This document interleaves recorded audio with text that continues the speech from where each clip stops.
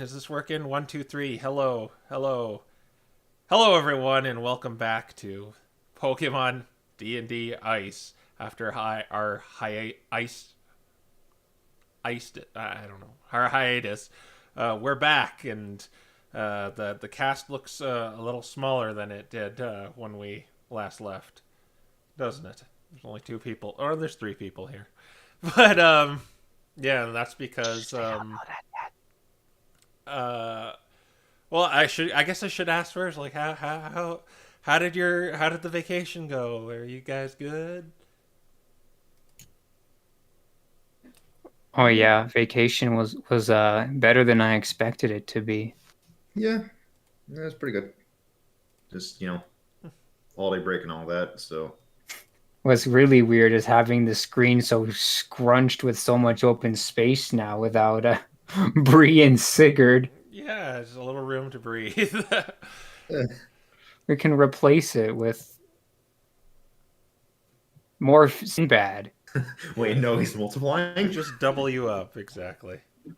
Well, if you didn't catch it on episode 19, the party agreed to go on a mission for the MDRA and abolition, twofold to divert the queen, the notorious queen of the ice continent, the leader of a bunch of brigands and bandits, who's been a thorn in many of the different faction sides. Divert her attention while they do these two imperative missions, and Sigurd and Sabrina are doing a mission involving a dragon with abolition, while Sinbad and Aiden will be doing one with the MDRA. There was a week of downtime too, and we're implementing a few new rules in the campaign. Most notably is I let these guys retroactively take a first level feat. And perhaps you guys want to maybe explain which feat you took and how you kind of acquired it in your downtime. We'll start with you, Sinbad.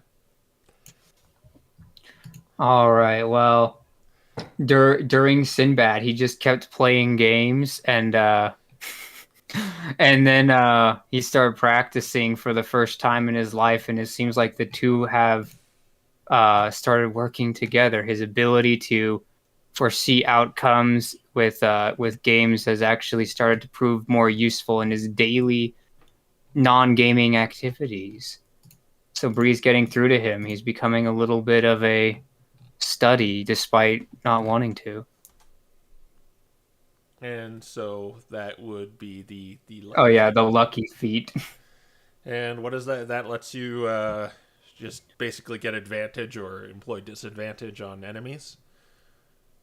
Yeah, so I get advantage when I roll d20s, but I can only make disadvantage on enemy attack rolls. We got the nerfed D and DLC version.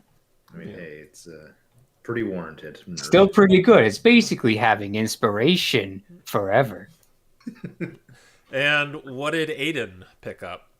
Well, let's see. Aiden, with his continued experience out in the ice continent, has gotten a little more perceptive about things. So he'll have a much better time just whenever combat might kick up. Maybe he gets jumped, and he's started to get a bit better about spotting when the fiddle Pokemon decide to attack. So now he can basically just guarantee he's more ready to go whenever those initiative rolls come around. Or, this is a fun one. He could potentially get someone else to be first in line, or really just swap turns with him. So it's the alert one D&D feed. So Yeah, I get my proficiency bonus, and the fun one is really just being able to swap initiative with someone else yeah. if they want. I really like it just because how tactical that can be sometimes, and I figured these feats don't hurt that much because they don't add any ASIs or they don't seem too game breaking. So I thought it would just add a little wrinkle to your guys' characters. There are a few more rules, but I don't want to go over them right now. We'll take them as they come, and I'll explain it maybe just mid game if they come up. We have one more person in here, but that'll come in later. But you guys, the big day has arrived, and you wake up in your small dwelling in the town of Calder. When you wake up, you two, you notice Sigurd and Sabrina are not in the room with you. You maybe figure they left earlier.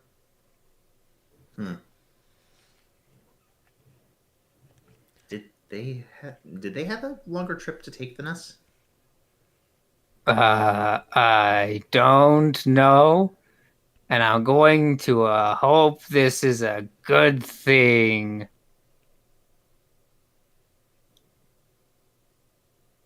Right. Who were we supposed to? I mean, if it was the other way, maybe she left first to make sure I didn't leave first. You notice Because if I left first, everyone would have freaked out. You notice their belongings aren't there either, too. That's a note there. Actually, that's a good point.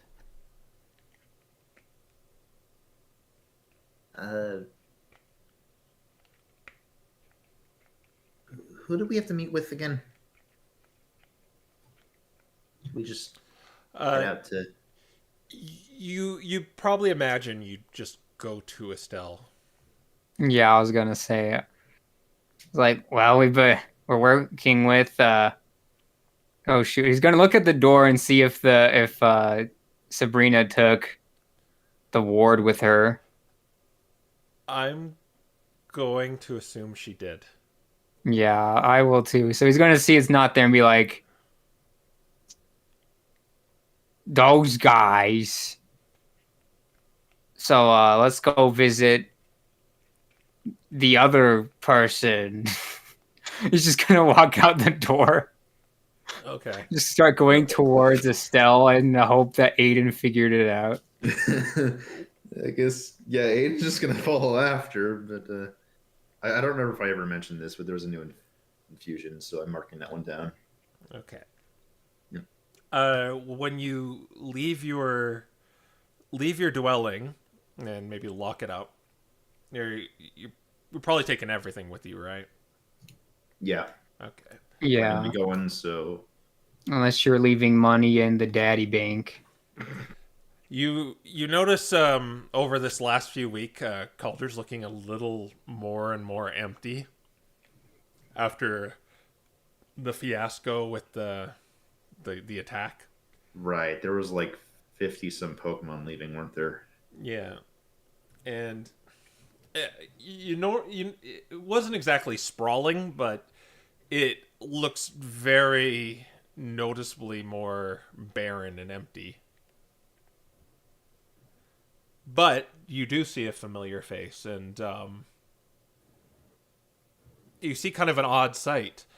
As you're kind of walking over to the Estelle's room, which is pretty close to yours, over about 30 feet in the distance, you see Jameson, and he seems to be engaged in a conversation with a Pansage, a little monkey type Pokemon with the little grass pompadour, or broccoli head. I should say that the pompadour is the evolved form. He seems to be speaking. It's too far away to hear what's going on with that, but what's really odd about this is the Pansage is not wearing any clothes. No winter gear. No winter gear. We're just going to ignore that.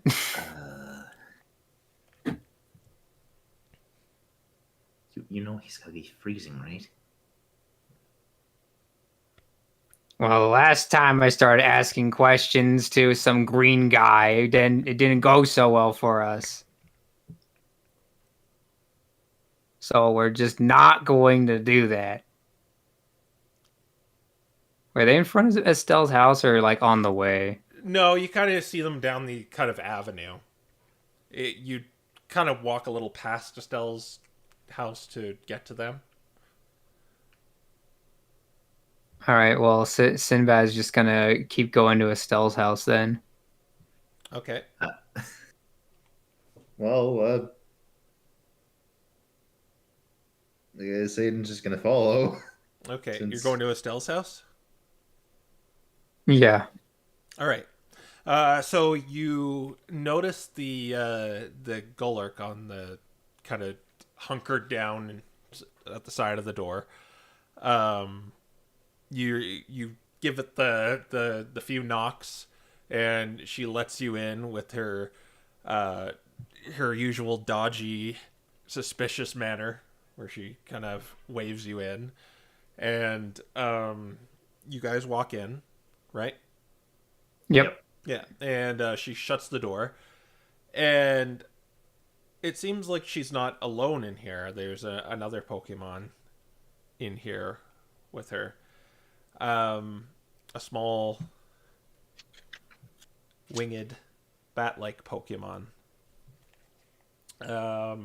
Purple, big ears. Maybe like perched on the bed. She says, hello. Estelle says, hello, Aiden. Hello, Sinbad.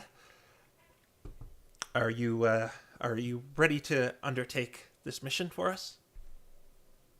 Yeah, we're ready. She says, that's wonderful. That's great. This is Mia. She is one of our agents of the MDRA. Would you like to introduce yourself, Mia? And would you like to introduce Mia, Riola? Yes, You're I had a little older. something. I had a little something written up for this too. Let me see. Okay, so Mia is a somewhat disheveled-looking Noibad. You can see they have this really nice robe on them that has some little slits in the side of it that allow them to have their wings out and fly while they're wearing it. It has a few pockets to put things in. There's even a little. They're wearing a nice looplet around their neck, kind of like the spell rings most of the MDRA has.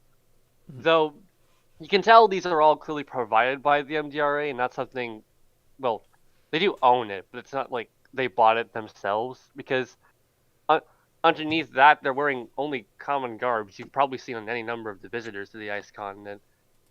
I mean, theirs seem even more worn and torn. One thing she has that seems to be of her own, though, is the book they carry by their side. And you can see on the somewhat. Well, it looks like there's some sort of cover on it, but it's a bit too faded to make out. The rest of it's very nice and ornate, though.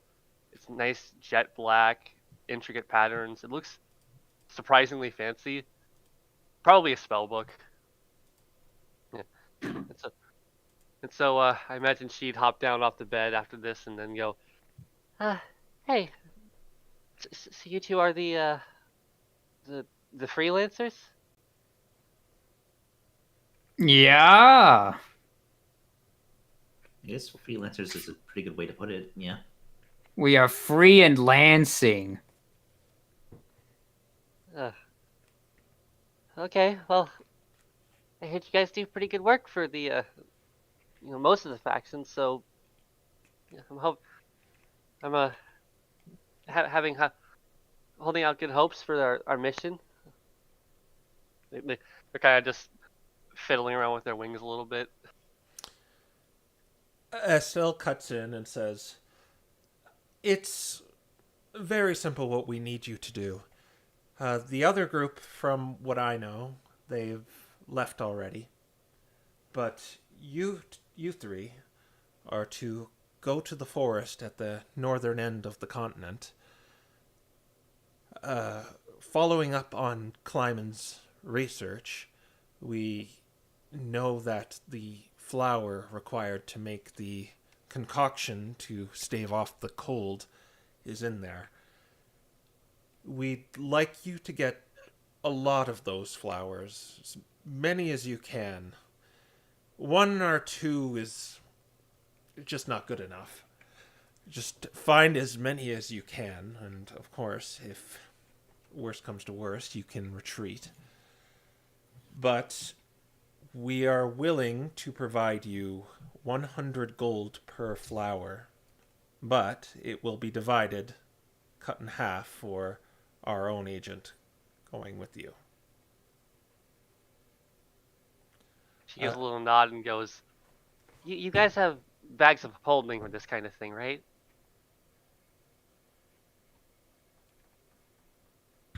Of course. Yeah. We can, well, actually, we might want to, well, we have some campfire wood in there right now, but we can work with that later. Mia should know what the flower looks like. And Mia, you know it's kind of a turquoise and white flower. It's actually a lily, so it might actually be in some small frozen pools of water. But that's exactly what we need you to do in there. It's that forest is quite notorious for no one ever coming back from it, but with the work you 2 or 4 have done, I have no doubt you can get through it. No, Yeah. Come back from the forest. Does anyone actually know what else is in there? If not Well, many Pokemon come back. we're not exactly on speaking terms with the Expedition Society, but from what I've heard, those who went in there didn't come out. Oh, It's probably just some sort of, Possession! overexaggerated- you mean? Listen, that's a bit much. You probably just mean lots of feral It's- Pokemon out there. It's better than death. Mia, you hear a voice that no one else hears, and it's a familiar voice, and it says, "Yes, I am very curious as to what's in that forest. I think we should go." Is this the Jeremy Crawdon? Yes, the spirit of Jeremy Crawdon speaks through me. It sounds like we can find some wonderful secrets in there. She doesn't say anything, but she just kind of nods to this. Yeah. Anyone looking at her will probably just assume she's just nodding to Sinbad's claim of possession. All right. Well, you guys should prepare if you still need to, and head to the forest post haste. Right. All right. Well, get to that. By the way,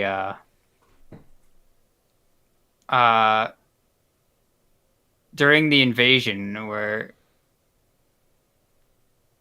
I was wondering where you went, because we went to your house and the Golurk was gone. We assumed the worst. Oh, I was preparing for the mission ahead. I heard about that attack. It's a shame what happened. It's Calder isn't the same. It's gotten a lot quieter around here. Indeed. Well, serendipitous time to get supplies, I guess.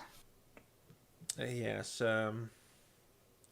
Well, Right. that's one thing. Other thing I should warn you about: the taxes and tolls of the Expedition Society have probably gone up substantially because of that. Because their members are probably filling in the roles of those missing workers. He gives a little bit of a sigh and goes, "Well, gotta make up for the lost people, I guess." Well, if we find all the possessed people who went in there, maybe we'll have more people back here. Or they'll just want to leave the continent, one of the two. What do you mean by that? What? Can you not call it possession, please? Alright, well, all I'm saying is that everyone who went missing in there didn't necessarily die. And how do you know That's- this? And Because we don't know for sure that they died. this is news to me as well. I don't know what they're. Well, if you find anyone in there, you're free to help them, but the mission is for the flower. I feel we won't have another chance at this if the queen becomes privy. Sinbad, like, smiles and nods at that last part.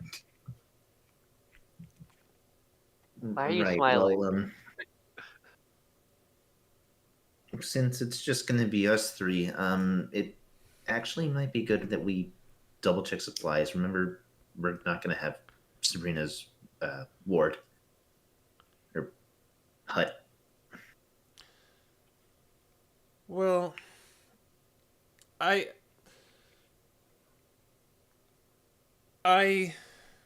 think just watch your tongue when you're speaking. Mia knows how to execute this in a business-like manner, and I just follow her lead. Don't say anything that doesn't need to be said, and I think you'll be fine. Yeah.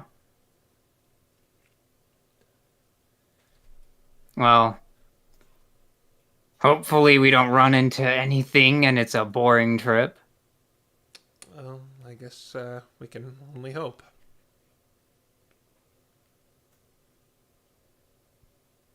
But Aiden, are you saying that you want? Oh, I think they rebranded it, but a Heliolisk blessing before we head out. That's kind of our best shelter, best way to stave off the cold. Actually, yeah, that's probably a good idea. All right. So you gonna leave this place? Yeah. I guess we're gonna just do our last minute preparations. So yeah. All right. I believe you actually still have a Heliolist. Some people still have it going. It's just me. Wasn't the blessing just on? Yeah, Yeah, I thought okay. It was just Sinbad, but yeah. Since a week passed, you got 23 days. Yeah, if I'm gonna buy up one of those, I gotta start keeping track of that on my own. Okay, as you leave Estelle's dwelling, she says again, well, best of luck. Just be careful. Yep. We'll do our best. And she nods at you, Mia, and you're kind of ushered out into the cold weather. I'll assume you have all the winter gear, which will lead up to you have 15 for your modifiers for frost checks. That plus con, right? That plus con, yes. Yep. Okay. Okay, there we go. All right, and when you leave, you still see Jameson talking to this pan sage.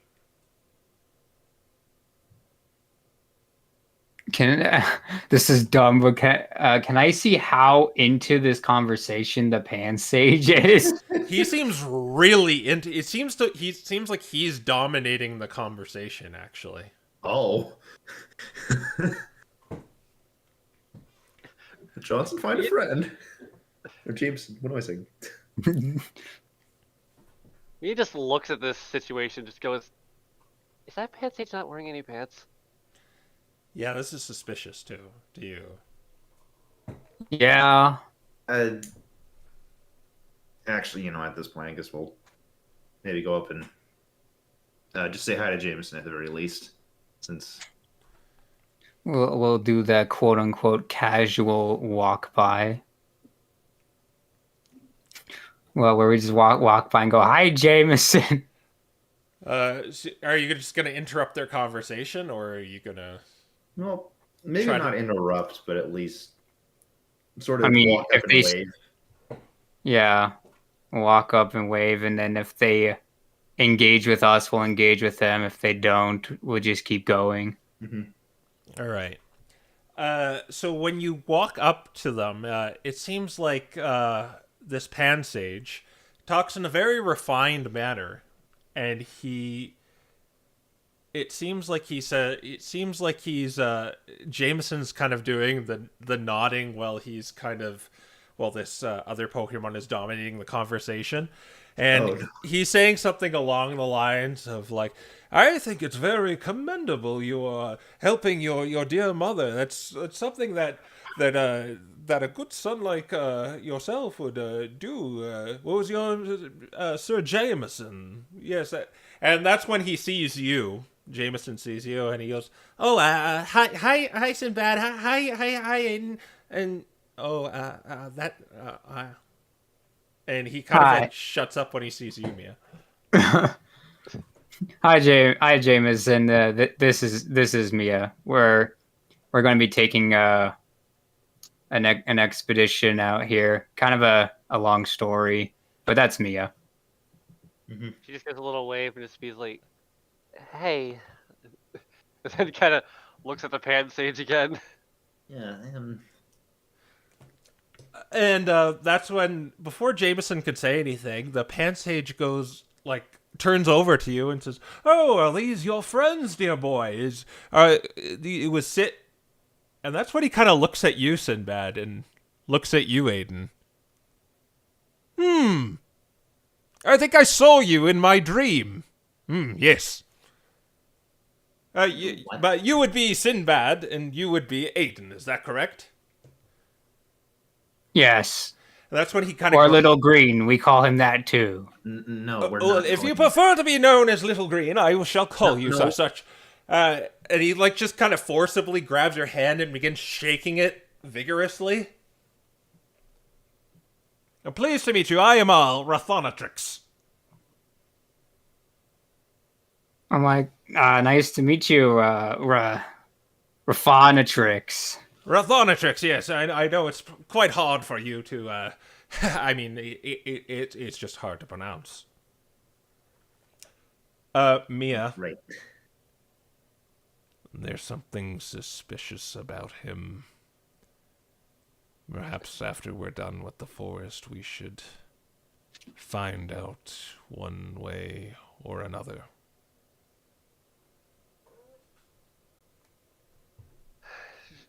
She kind of thinks, "Yeah, I guess I agree." That's when Orthonatrix says, "Oh yes, quite rude of me. This is your friend Jameson. You know each other. Is that correct?"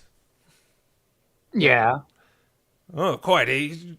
Sir Jameson here has told me about his commendable journey adventuring to this continent, trying to raise enough money for a horde to save his mother." Oh yeah, he just told us all about what's happening with that. It's I just hope that he'll. It's noble! Mm-hmm. And I respect him. I want to learn everything about such a genuine spirit as Jameson. And then Jameson's just kind of smiling, nodding. I guess Aiden just kind of shoots Jameson a worried look in the meanwhile. But it is quite curious.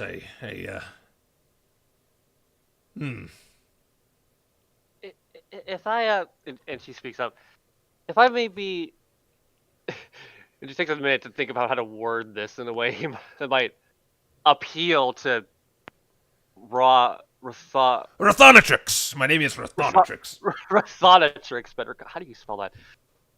If I may be so bold as to ask this, Rathonatrix, I can't help but notice you aren't wearing any winter gear with in the in the ice continent. It's pretty cold here, and uh, Yeah, I kind of. I was going to ask him about that too, but he didn't really. He had a lot to say. Oh, should I be wearing something? The cold doesn't really bother me that much. Yeah, I suppose this is the part where Sinbad's close enough he'd be able to tell if his eyes have yellowed at all.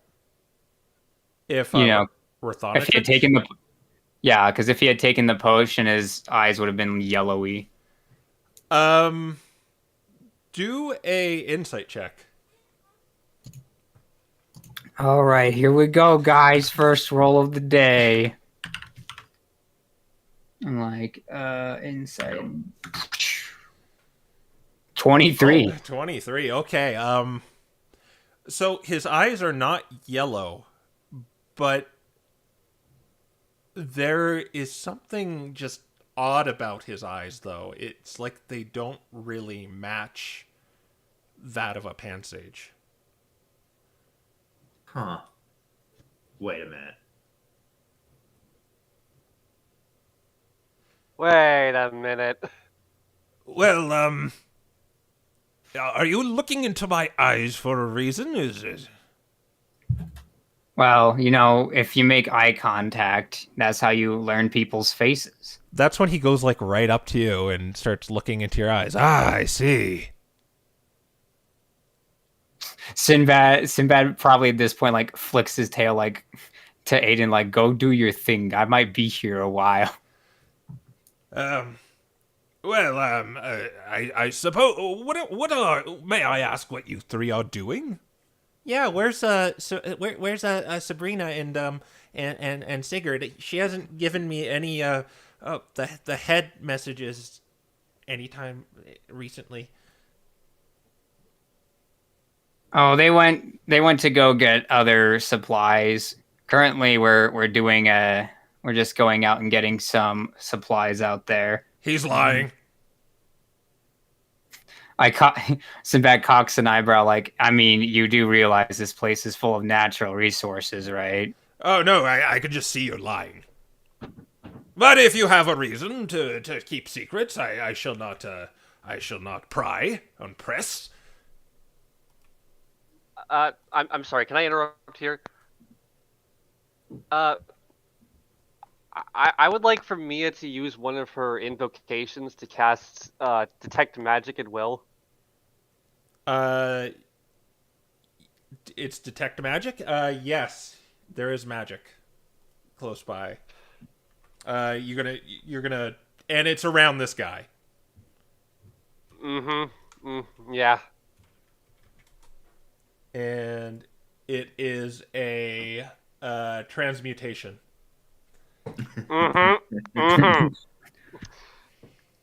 Okay, yeah, that answers about the question I had. Okay. I'm not gonna do anything with that information yet, but it's good to know. Okay.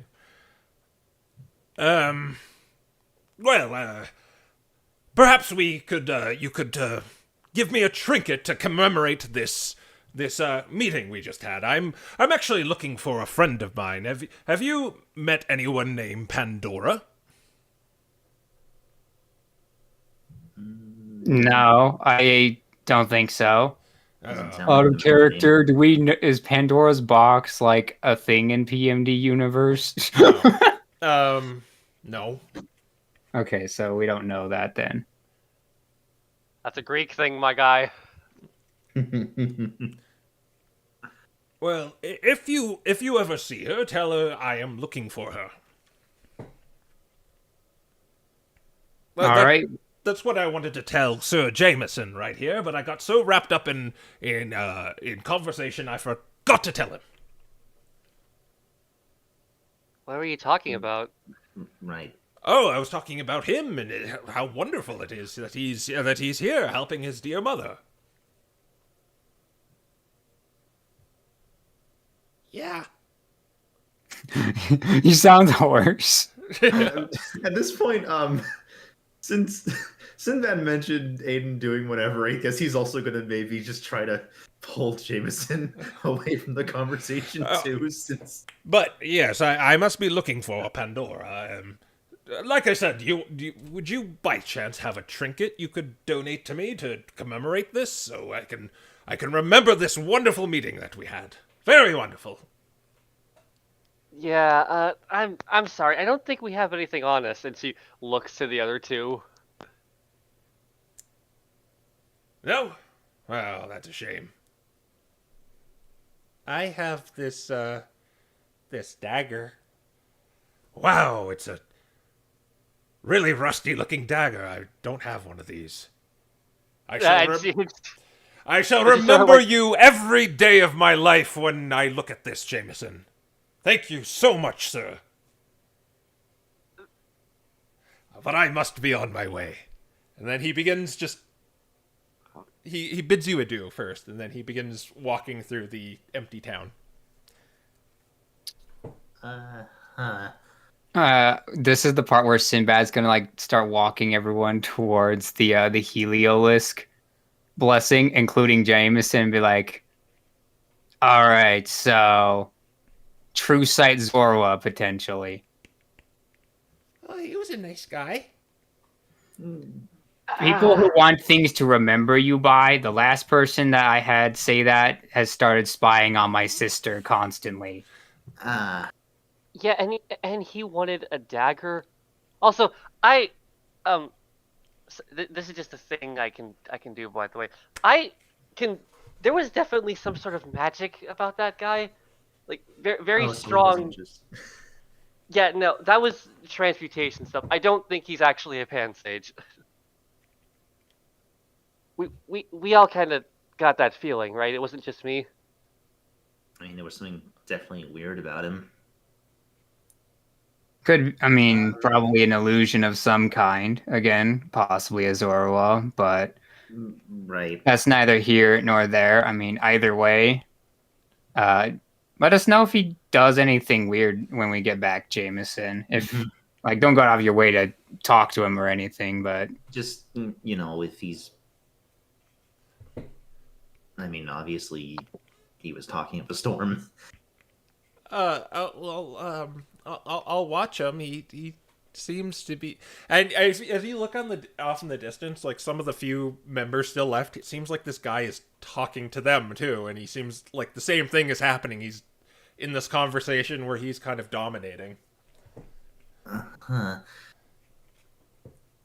was also a bit weird. Just saying he saw us in a dream. Mia's also gonna open her book and write down a little thing that says, "Mental note: be wary of." Wait, sorry, I need to count this. Mental note: be wary of. Did you just pop this open in front of us? Yes, I do. Mental notes are normally mental, not written.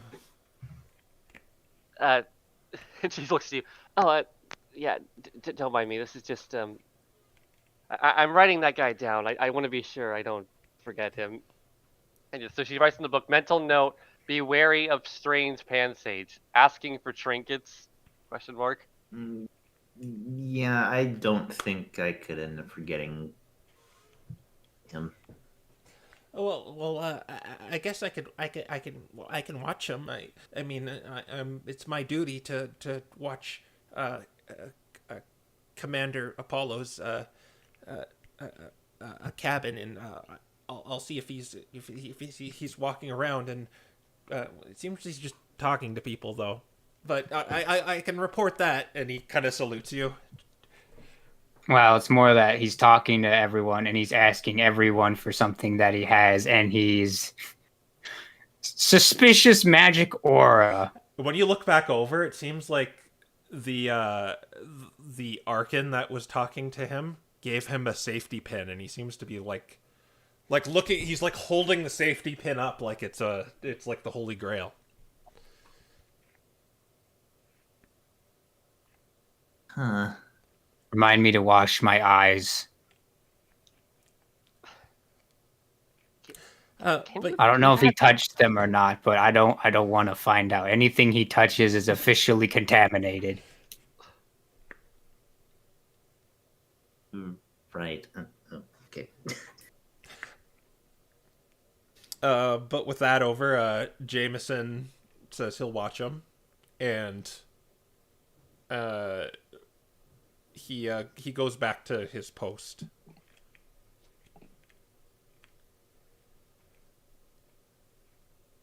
Yeah, What do you guys want to do now? Well, I'm just marking down that Helios blessing. So All right. Yeah, I don't know if Lulu wants to pick that up. Do you want to pick that up? It will be 100 gold, Riolu, and it gives you another +5 for 30 days. but it is magical, isn't it? Yeah, it's magic. I've got money to spare. Sure, I can take that. All right.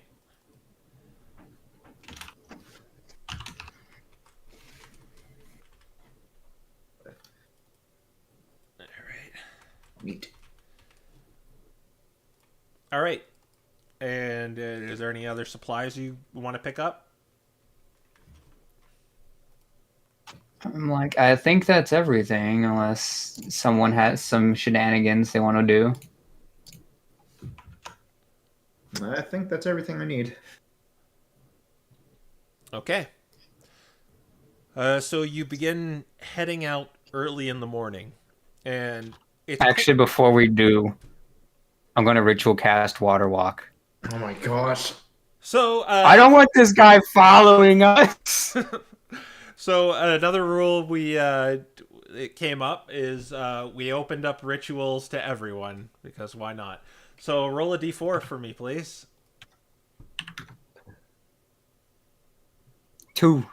2. Okay, you're okay. Water walk is active, and you're giving it to everyone except Mia flies, is what you notice. Yeah, but she can walk on the snow too if she feels like it. If my wings get clipped, I'll let you know. Or if an avalanche falls on you. That too, yes. All right. I can't believe you made this work. 4. 1, 2, 3, 4. See, when I go invisible, it actually works. I don't touch the ground and leave footprints. So it'll take about 4 days to get to the forest. What happens along the way, though, is I'm gonna mark -4 to all of you. And the blessing. Yeah. I'm just gonna have you guys. Well, when you get to the gate, something substantial happens here. When you try to pass it, they're charging 100 gold now.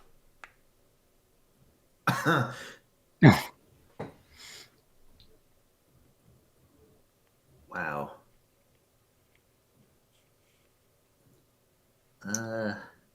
Who's the border patrol?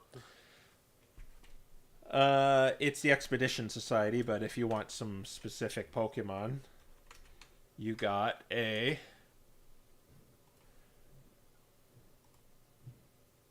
Siglu, you got a Lillipup, and an Arbok. Mia looks at the three of them, all looking like they're probably far and... These do have the look of like, these aren't part of the Expedition Society or anywhere near the ice continent. What was? No, this is kind of the. This is kind of a section that's kind of being developed where they just kind of hire a bunch of basically mercenaries and. Yeah, okay. Yeah. Mia looks at all of them and just kind of goes, yeah, that makes sense. I'm surprised you're not trying to sneak past. I mean, Sinbad's just gonna give over the $100, I guess. The comment was directed at Mia, by the way. They're like, we know you can fly. What, do you think I can make it over this thing? With all three of your eyes? Well, we know how you sneaky MDRA folk are. Yeah, we're the... She kind of just lets it go. 100 covers leaving and coming back, right? Yeah, you can come back for free. It's just leaving.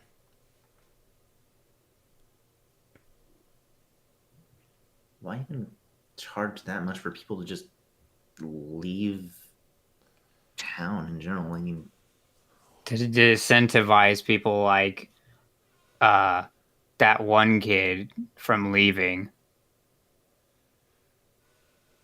I guess, but you'd think the danger would be enough. That might be a Sinbad part of it. gives him this look like, you know, Jameson.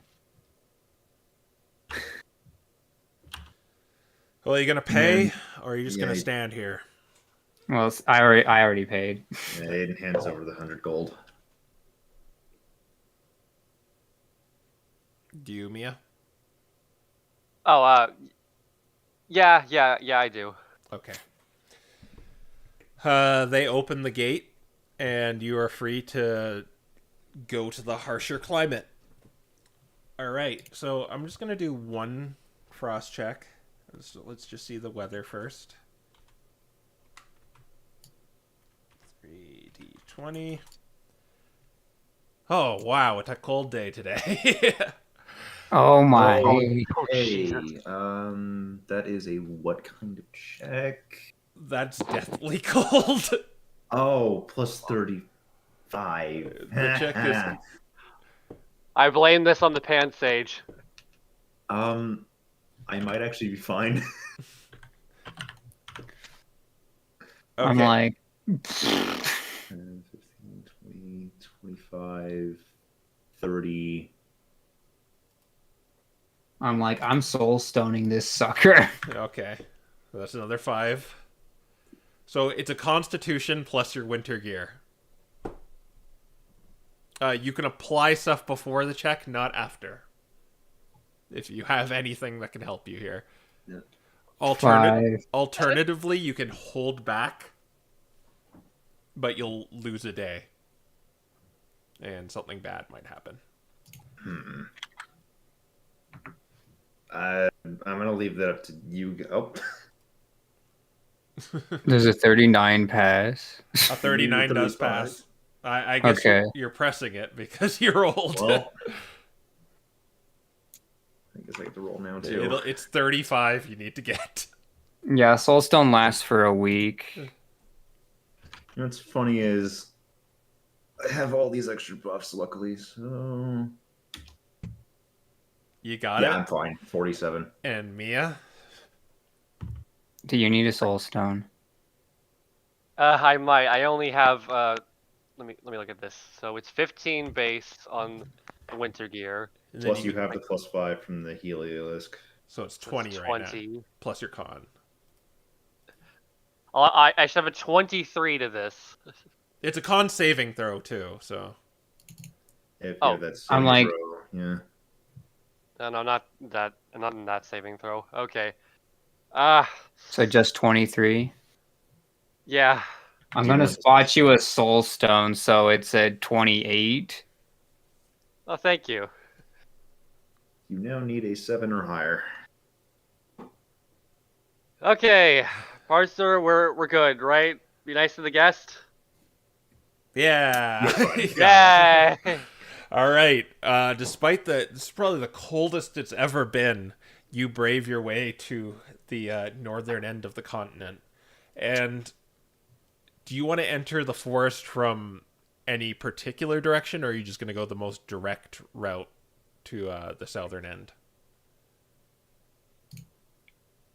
Let's see. I mean, so- isn't that like a Mia question? Yeah. Because Would I know guess if this- she studied it out. she's supposed to be the guide, is my point. She doesn't know what's in there or the best way in there. She just knows what the flower looks like, pretty much. Oh, okay. Well, probably best way to get in is through the southern entrance because of Spellbook cave book. Yeah, I do want to give Daybreak Camp a long berth. And I do. Yeah. Well, luckily, Spellbook Cave Book's right there. So. But as you kind of leave the gate too, you hear that voice, that says, "We will get revenge on those three eventually. She. Their blood will be used to lubricate our path to power."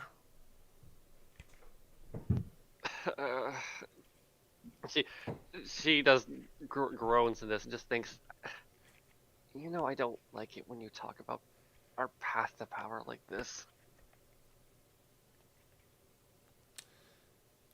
Well, a few broken eggs are required to make an omelet. It's so much darker in this setting. But yeah, beyond that, you make your way to the southern end of the forest. I'm just kind of fast traveling you here. Understandable. You got a good leg there with the cave book spellbook cave book. So it's not like interchangeable. It's not like it's that out of the way or you get lost or anything, because it's just a bit north from that cave you found the spellbook in. And you arrive to this sprawling sea of trees that reaches out as far as the eye can see. The canopy is very dense, and it seems dark inside the forest. If it were not for the luminescent plants kind of lining the sides of the forest, there isn't really a discernible pathway in here. So you're just kind of venturing inside with no path or just easy way to follow. Is there anything you want to prepare before going in here? Are any like are trees glowing, or is it just like sagebrush and stuff? It's just kind of it isn't the trees, it's just kind of the shrubbery and fauna around the sides. It's glowing these like shades of purple and turquoise and green.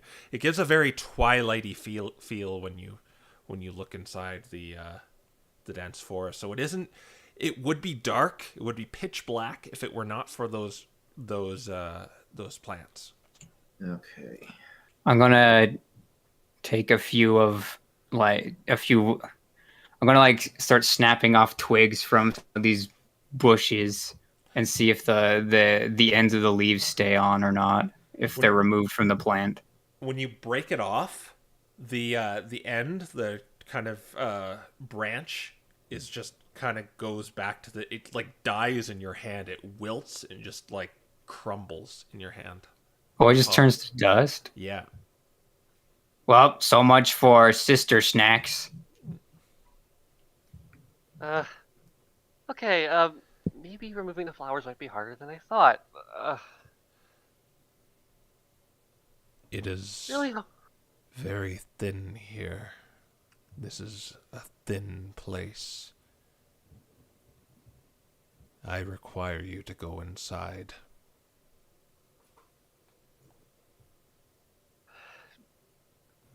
Well, Aiden, is there anything you want to do before we get in here? Because after that, possession plants are in our future. I don't know where you came up with this possession idea. He kind of just looks through his tool sets. Well, you just trying to take that off, and that didn't even stay alive. He grabs a few of the bottles. Maybe we'll have to keep them planted. Potentially. I mean, you do have some of those vials, don't you? Maybe they just need some of the earth. Yeah. So, Plan A. Let's grab some of those when we're in there, and I guess our biggest question is making sure we don't get lost. Anyone got an idea on how to find your way back here? Maybe we make a path? That might take too long.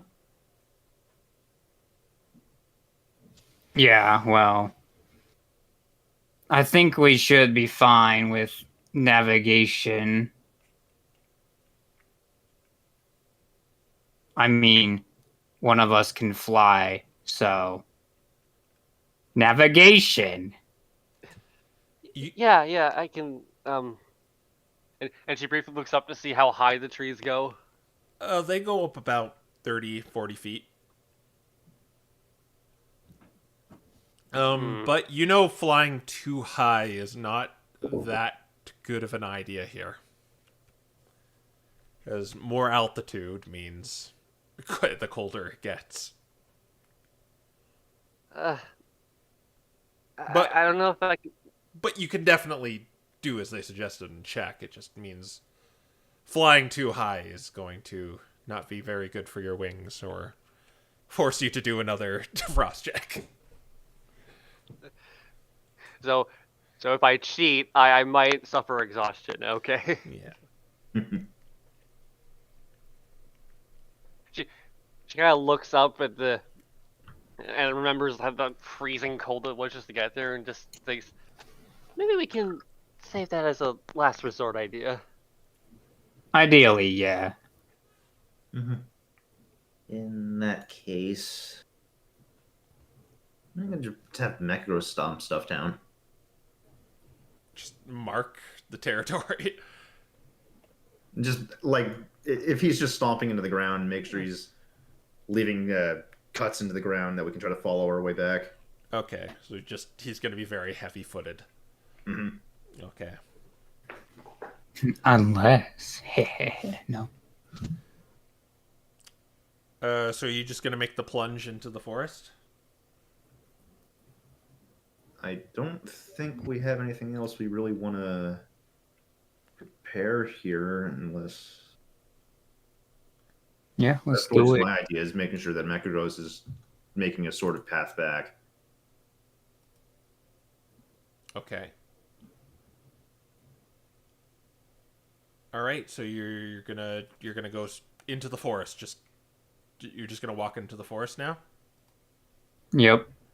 Okay. Well, you go into the forest, and the natural light just slowly becomes more and more blighted out as kind of the twilight like atmosphere of this forest just surrounds you. The local fauna does indeed light the way, but you get that feeling of just isolation and loneliness as you walk through here. There's no sound in here at all. All you can hear is just the crunching of your footsteps. You don't hear any sort of life. You maybe expected to face some of those feral Pokemon running around the continent, but you don't even hear them in here.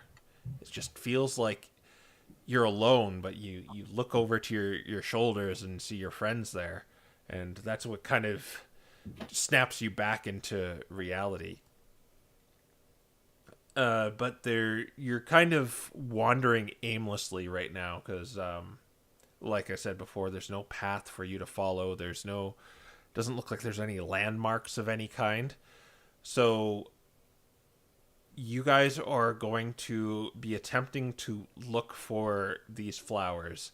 And what we're going to do for this is you're allowed to make either an investigation, arcana, history, nature, or survival to try and pinpoint where these flowers might be, following clues in the forest. This is very much like finding the meteor shards, but you need to get at least a 15 on the check. If you get over a 20, that counts as 2 successes. But if you all fail, then it's random encounter time. Oh boy.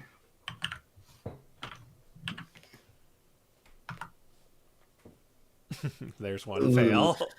Nice.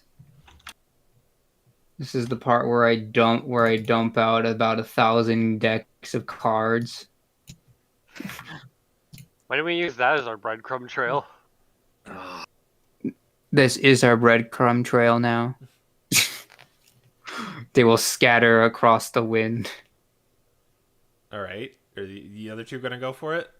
Yeah, I'm just Oh. double checking everything I got. There's investigation. 20.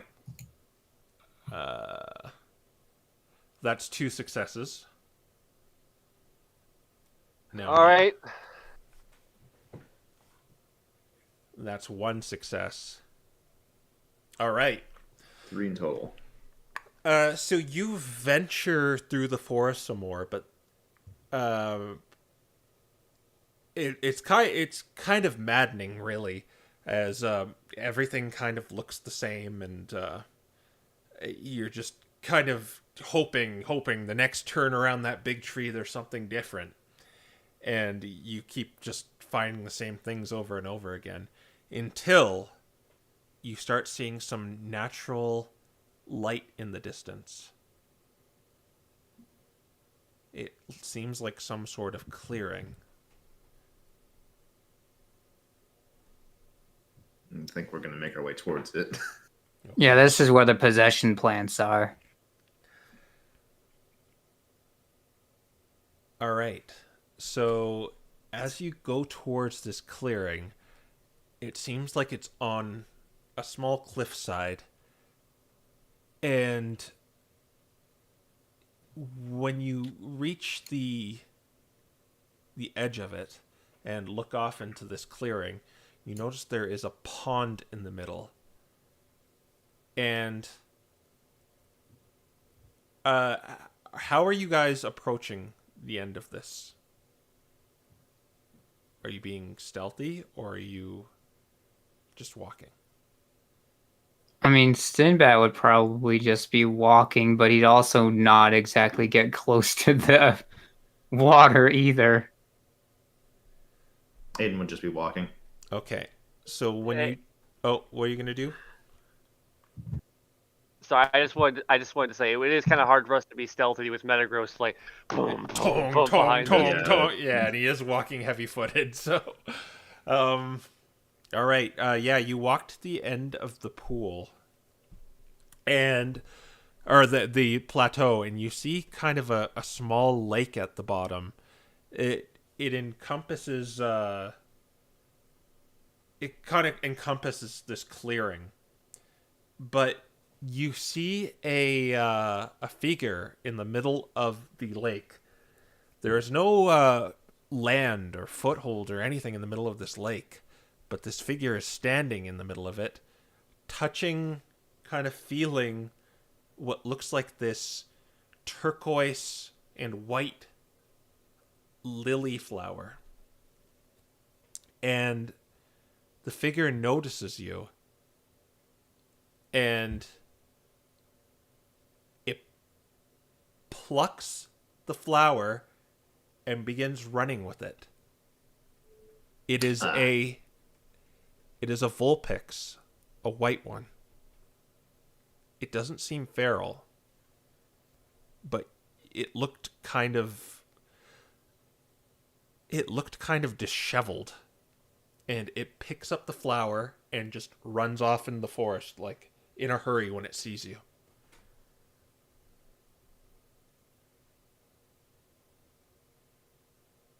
So Who was that?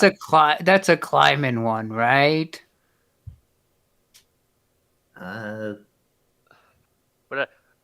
Would I be aware of at this point in time that the raid has commenced? The raid on the Heliolisk one? Oh no, I mean like the one the hallowed. Why don't I think what it's Well, that called? was Helled Flames. You're MDRA. Yeah, they might not tell us. Okay, never mind. Never mind. Yeah. I mean, I think that's happening right now, but either way, Sinbad's figuring climbing left some geezers up here. But yeah, you see her running off into the forest is kind of like your situation of what do you want to do right now. Oh, Pokemon with the flower. And Mia, that was one of the flowers. Are there any more near us? No, it seems like she just plucked it and the only one and ran with it. Okay. All right, competition time. We gotta move faster. Yeah, that was definitely the flower, and they just ran off with the only one I. Oh. Uh, then she got, then she spreads her wings a little bit and gets ready to try and. How big is the lake? Well, you can get closer to see if there's anything else in there. You just kind of saw it right in the smack dab in the middle of that flower she picked up. Well, I can give you the map. Yeah, a map might be helpful. Okay. Boop-a-doop-a-doop-a-doop-a-doo.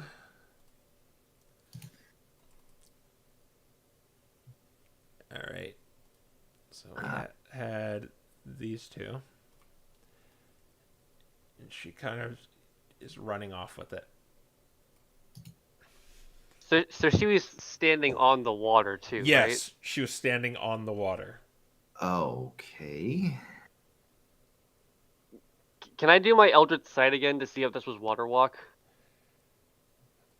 How else could she walk on water? Does that have a does this have a range? Because she's kind of left already, so she's not walking on it anymore.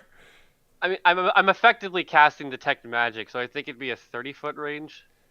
All right. Well, you actually do detect some magic.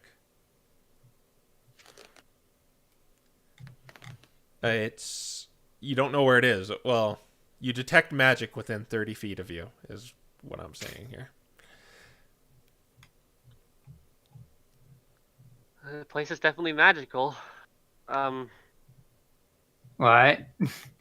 You doing a detect magic thing? I'd like you all to do. She's long gone by now. If you're doing all this, all right.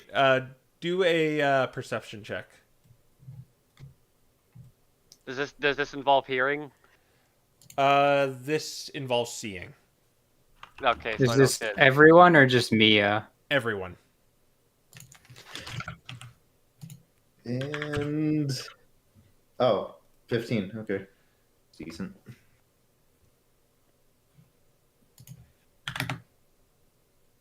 Nice 6.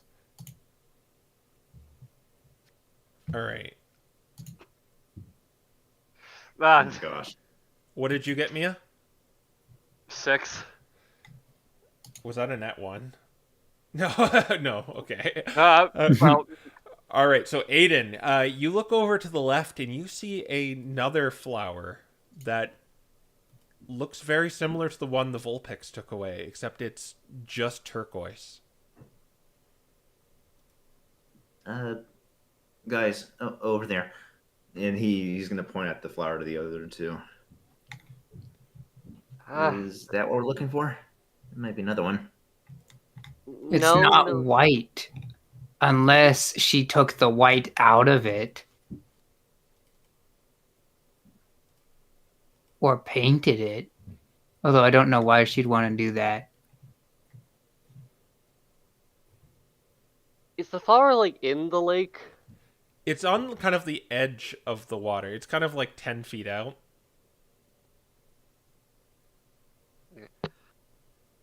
I don't know if we should be messing with any of the flowers we don't need. We don't know any of their what sort of properties they might have. We don't know if it's a. Isn't that your job to find these things out at the MDRA, though? Well, we kind of were focusing on the one flower. We didn't know there was going to be others.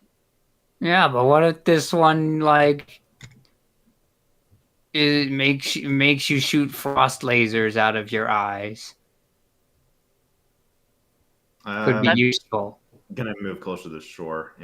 Does it look like the same kind of flower? Just that It looks very similar, except the coloration's different. Okay, so as you get near it, you begin to smell this pollen, and I need you to do a wisdom saving throw. Great. Possession plant. The meme is real. Oh no! Oh my gosh! Aiden, as you smell this pollen, you want to go grab that thing in the most direct manner you can. You want to go over to it and just feel it and touch it. Sorry, did we notice this happen? I'm sorry I'm asking so many questions. You said direct. Yeah, well, you notice Aiden just kind of his demeanor is normal, and then it just sort of, he goes all subdued and begins smiling, looking at the flower.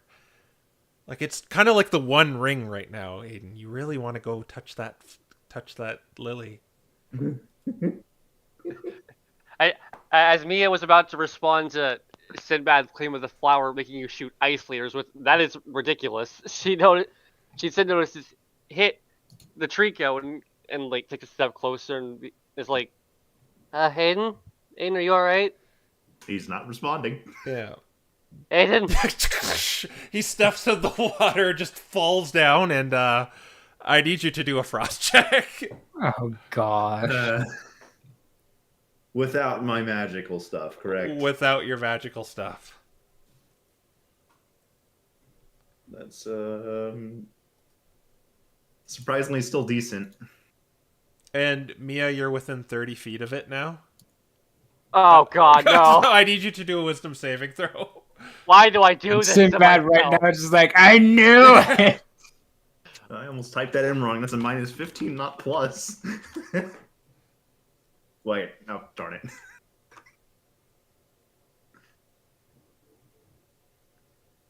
$20 plus 15, there we go. 17. That is a fail. You take one level of exhaustion. So the way we're handling exhaustion now... Oh! That's a Oh, wow. It's just a -1 to everything for every point of exhaustion.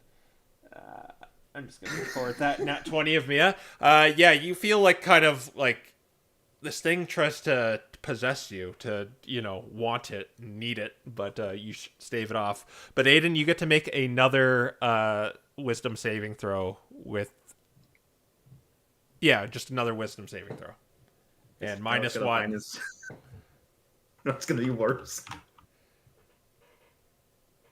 Oh my gosh. All right, you really want this We're going to roll initiative. Yeah, because I was like, I want to cast Water Walk. Okay. Hey, can you make me go first, Aiden, even though you're possessed? I mean, can I? That would be really helpful right now. I think so. It's not like it's not really, it's just compelling you to touch it, not really... I need this, Aiden. I mean, yeah, I just give you whatever my roll would be potentially, but I don't know if you I rolled a natural 1. D20 plus... Okay, so it's a +5 because I still take that -1 into account. The flower beat Wow. an initiative. It's a 23. All right. The flowers in initiative, it's a freaking Kelpie. Hey, you want that 23 because you can get it. Yeah, that sounds like 20 better than what I got. All right, you're going to switch with alert? Yep. Okay. And that is going to be taking my 23. Wee. Come on, do the thing. Dice Parser is thinking. Dice Parser is really thinking. What is there to think about? It's initiative. You do this all the time. No, man, I don't feel like it. Just probably use Maiden. Hey, Okay, hang I've got good news and bad news. What? What? Oh, never mind. He's just barely within range. I was like, turns out water walk has a range of 30 feet, just like the plant. 50. Okay, 15. All right. All right, Sinbad. Thanks to Aiden, you are first in line as he's kind of smiling as he's like is flailing around in the frozen water. All right, I'm going to cast water walk on the four of us. Okay. Aiden, you float up to the top, and you're not freezing anymore. You can get that flower easier now. I still have to waste a turn using freaking shape water to clear him out as well. Okay, do you want to do anything else on your turn? I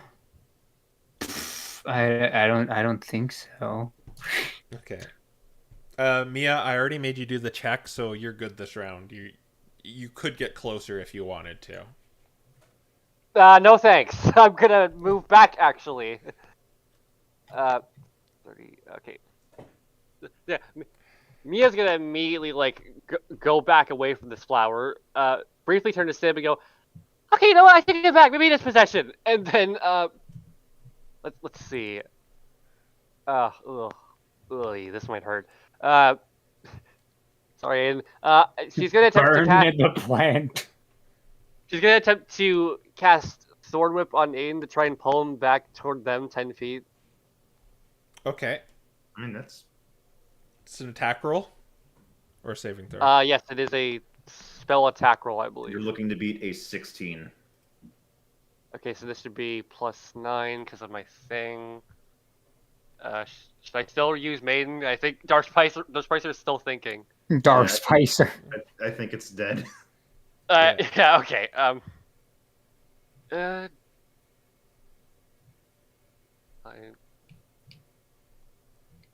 Oh my god! Oh, no! Oh no, this is actually bad. Oh no. Oh, I'm so When sorry. good crits go bad. That's their second net Matt, 20. Matt is popping off of my DMs right now. You actually got a net. He told me before the session. How is this happening? All right, so do your damage. What's like the unique critical rule you did Max for this? damage and Max then roll the extra damage. die. Okay. So you could just do normal damage and we can calculate it after the fact. Yeah. Okay. All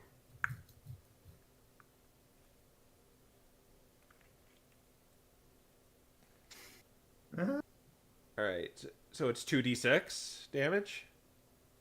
Yeah. So it's going to 16? do 16. Oh god. But It's not that bad. But Aiden is pulled. Pulled right to you. Yeah, 10 feet closer to me. All right, and you can do a wisdom saving throw again, Aiden, because you were damaged. 10 feet, you said to you, so... Okay. Another wisdom saving throw. Here we go. I love my -2s. Oh my gosh, are you serious? Natural no. 1 for the -1. -1. Does this mean my next roll gets a +1? You still really want that flower. I don't think the flower can do anything. Unless you I'm want sorry. Can I use any sort of can I make any sort of check on Dane to figure out what exactly he's suffering from? Sure, do an Arcana check. Okay, I have a +4 to this.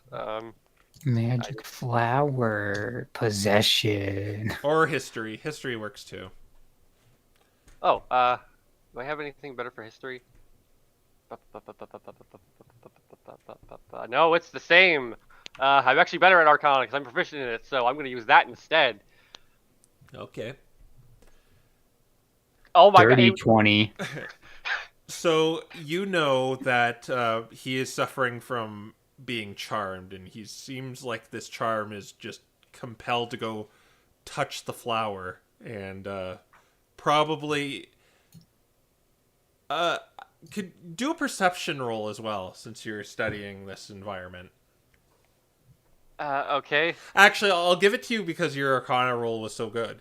You look at him and see what it's doing to him, and you look down into the river and you see a bunch of bones and bodies down in the bottom of the lake. Oh no, that's no. And she just That starts to wrap. Oh, as sorry, you it's probably my turn. as you panic too, it says, "Don't worry. Death is merely a detour for us. It's the end for the other two." And then she thinks, well, yeah, that's why I don't want them to go there yet. Okay, is there anything else you want to do? I probably can't do this because I'm out of actions, but for flavor, I just wanted to think she's probably wrapping her wings around him and trying to pull him back. No, you already used your action, so. Yeah, I know I can't actually do that, but for flavor. Yeah. The hypnotic lily cannot do anything, so it's just gonna pass its turn, and no one is. Well, he's already charmed, so can't get him. So we go to Aiden. You just want to go touch the lily? Do I make another roll here because I already made it? I don't get to do it again? You can make it again at the start of your turn. It's a wisdom. Okay. Yeah, we're gonna be here a while.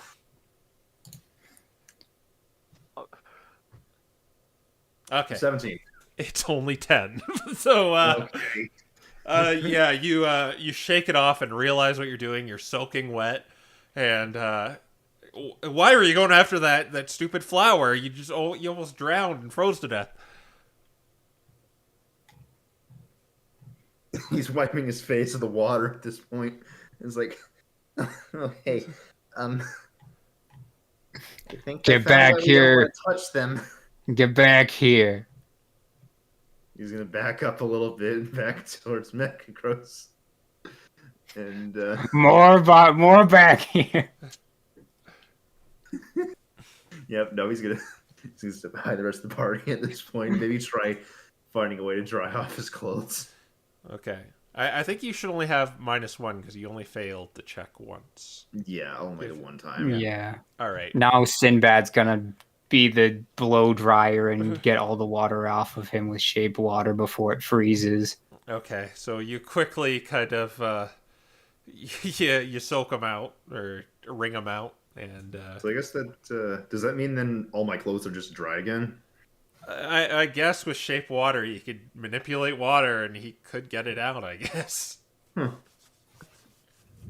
This is literally why I got it, because Yeah. I was the guy in the water the first time. But you get a feeling it's the proximity of this thing, judging by that encounter. So Okay. All right, now we shoot it, and I'm gonna shoot at it. okay, stay in initiative then. As okay, we'll go to the top of the round then, and Sinbad. Something tells me the plant isn't gonna like getting shot at. Let's see, my score, is it an 8? I think it's +8. I don't remember. What are you doing? No, it's 7. I'm just shooting at it with T-Jolt. Okay. Dirty 20. All right. So the from one of your tails, this lightning streaks out and shoots the flower, but then this barrier like wraps around it and it fires back at you. So I need you to do a spell attack against yourself. Oh, good. Well, 22. Nice. That hits. Do damage. It's very familiar. Just very familiar predicament. Yeah, for Sabrina anyway. Yeah. 13, so I take like what, 7? Yeah, your resistance to lightning. 6. Yeah, I take like 6. So you two see Sinbad shoot this with his T-Jolt, and it hits the flower, but then it's just reflected right back at him. And he seems to shrug it off a little, but he was damaged. Okay. Well, this is. Uh, So oh, they're good God. smelling flowers that can't think straight, and they reflect magic. Nice. So Possession planned. I can't believe he was right about the possession. All right, so we just gotta keep our eyeballs out for turquoise lilies, and we're fine. And now we have to make sure that they have the white on them. Yeah, and I don't want to look inside that lake, if you know what I mean. Yeah, we should definitely give those things a wide berth. Don't get anywhere close to them. I think I know where Kleinman found a Snorlax. Oh.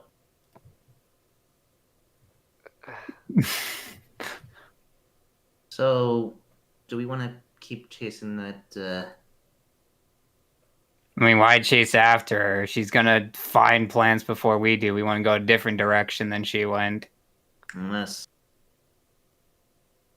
I feel like maybe I mean, we you, should. You saw her. She kind of looked a little strange.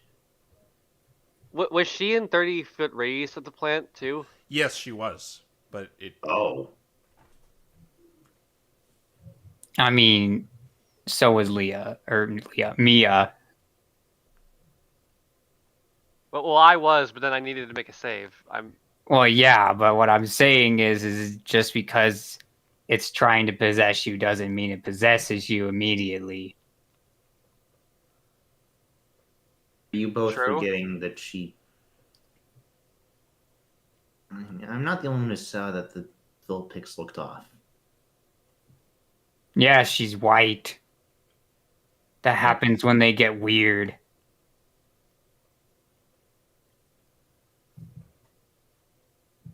All right, well, let's just keep going north. Because we're more likely to find more plants that way. All right. Are you gonna say something, Mia? I I think- kind of. Sorry. Sorry, I thought you said it was Aiden going to say something, but I was going to say it sounded like Mia had something to say. Oh God, it's Inception. I kind of feel like maybe we should at least try to see where she went, though. I don't know. She's the only person in this forest, and she doesn't seem lost. Or It's actually a good point. It's been really quiet around here. So, and she has the flowers, which means she might be gathering them, which might means she knows where to find them, or she has a stash of them, or. I mean, So we haven't you even- want to mug her? I never said that. I mean, if we follow I her, we think- might end up finding more. I think mugging her is a splendid idea. She just groans. I propose we go north, so that way we go to areas she hasn't explored, areas with more flowers, and we can get the flowers for ourselves. Unless you really want to go and mug some random child we saw in the woods. Okay. Let's go north then. Okay. So we're gonna do the exact same thing. You could do an investigation, arcana, history, nature, or survival to try to find somewhere new. All right, why don't I go last this time?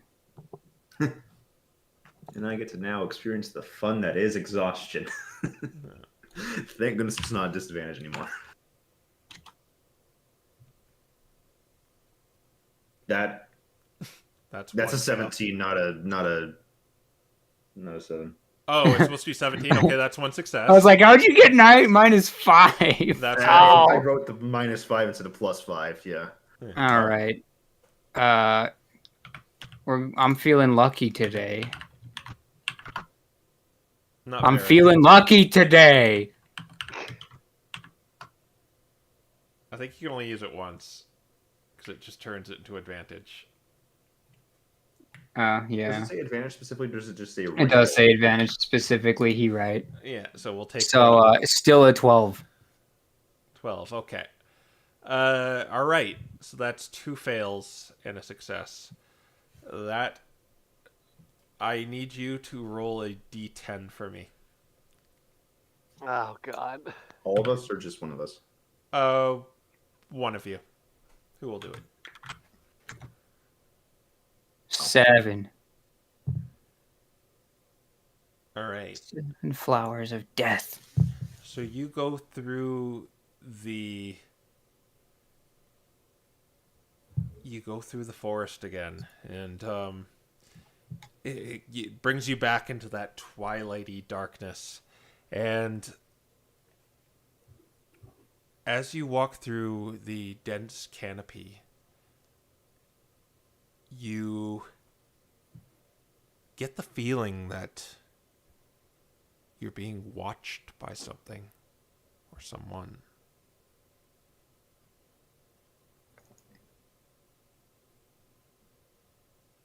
This is probably a new sensation to Aiden. Yeah.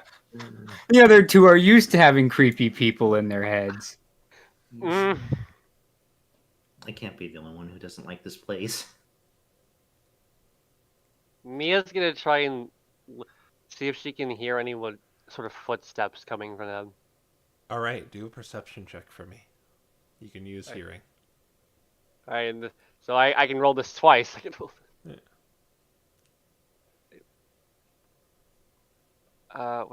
What do I get for perception? I forgot if I had this proficient or not. I'm sorry, I keep checking back at this. I feel very unprofessional. +2. That's a 5. We're gonna do that one more time. A lot of 7s today. Yeah. 7. 15. No.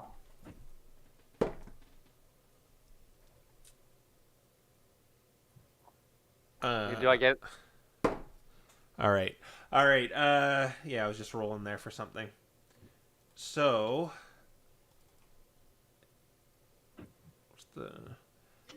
you hear something coming from some trees behind you. It's kind of this chittering noises, this skittering noise. Your ears kind of perk up as you hear it. She turns around behind her and says to the other, "We're not alone anymore."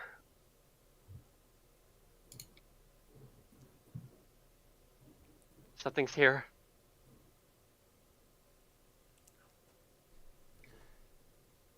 Do I have a sorry. As you kind of stay alert, you catching on to this, you are not surprised as these turquoise spiders, Ariados, I knew it. skitter from behind the trees and begin charging at you. The most fearsome spider Pokemon. We're going to roll initiative again.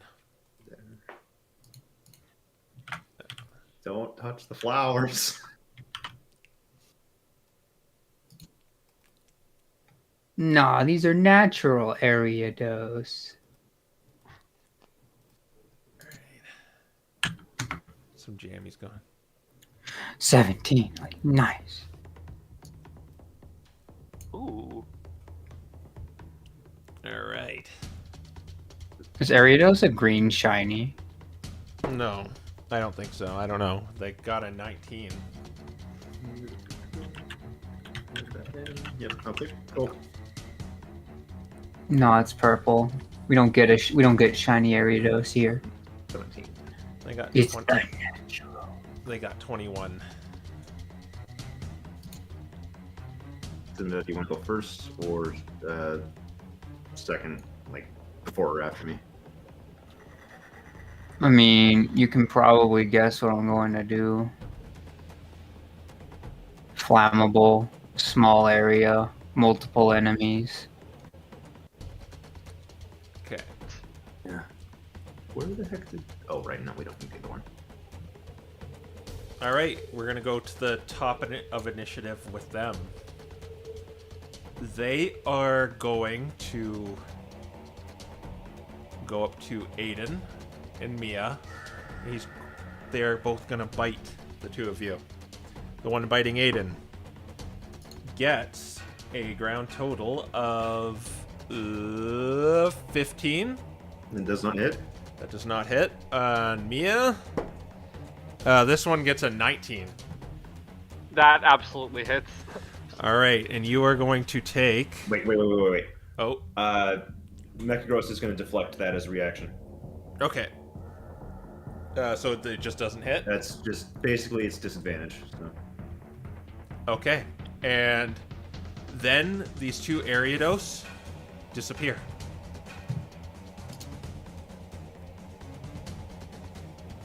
Nice.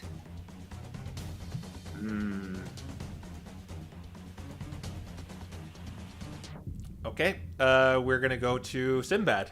It's your turn. I'll have fairy fire, right? No. Okay, so Sinbad is essentially going to make the snow shell out, if that makes sense, like a small snow explosion. So it starts here and goes, just kind of throw snow everywhere and see if it sticks to any of them. Yeah, you go ahead and do that. And I'll have you do a attack roll at disadvantage with your dex, baby. All right, here we go. What's I was using shape water for this is kind of the idea. Okay. So I don't know if that would let me use charisma or not. Let's see. Guys, I don't think it's gonna work.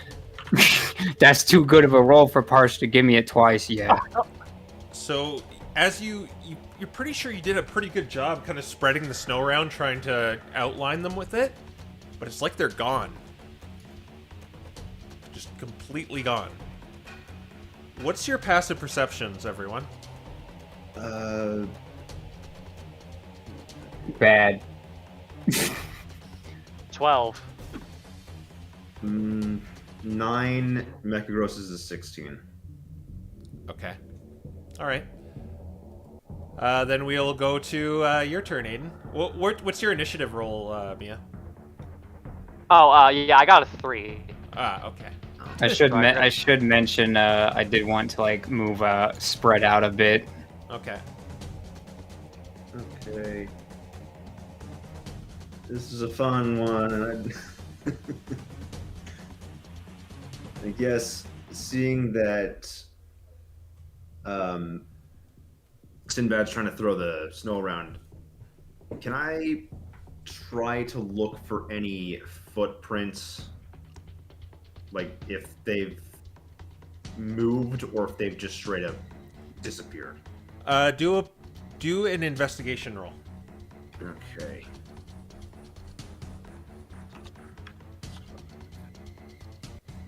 Oh my gosh. That's an 8. You don't really see any going away. You don't see any footprints going away at all. Okay. Well, in this case, I'm just gonna take the dodge action. Oh wait, no, I can't take an action. I just did one. Wait a second. Well, I'm at least gonna stay right here. I don't want to risk getting flanked this way. Okay. Mia, it's your turn. Mia is gonna fly, I think, 15 feet in the air. Not too overly high so that she should suffer altitude, but high enough that she can't get melee attacked. All right. And then I want her to hold her action, so whichever Ariados she first sees I guess, materialize and attacks anyone within her range. She's gonna attempt to cast frostbite on them. Okay. Top of the round with the Ariados. From behind these two trees, they are going to go for both Aiden and Sinbad. And I'll let you do your readied action on either one. Okay, so the way frostbite works, one of them needs to make a con save, or they'll take 2d6 cold damage and have disadvantage on their next weapon attack for the end of its next turn. I'm pretty sure it failed because I got a 4. Yeah, that'll do it. Oh, yeah.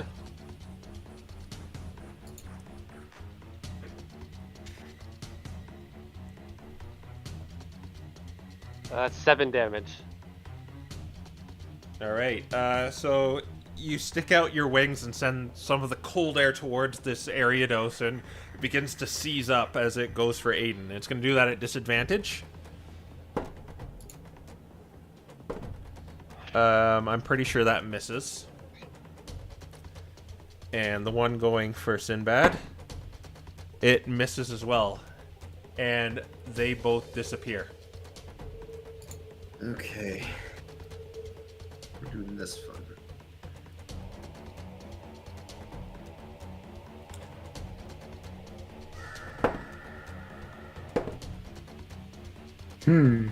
What is your... Okay, you told me your passive perception. I want everyone to do a perception check. Right. Can I listen for footsteps like last time? Yes, you definitely can. Okay. Oh, well, that's a 2. 15. Oh wait, I didn't do the command. Don't tell the bot what you want to do. It doesn't listen. It's great. 19! All right, so you hear something coming from over here.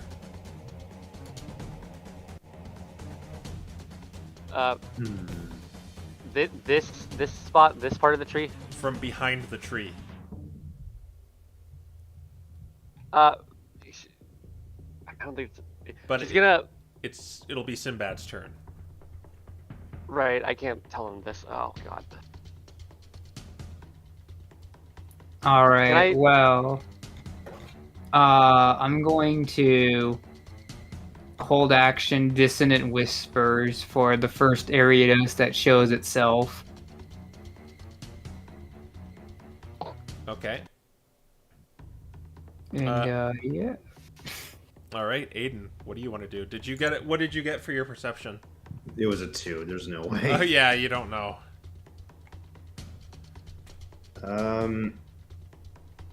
Okay, so two things.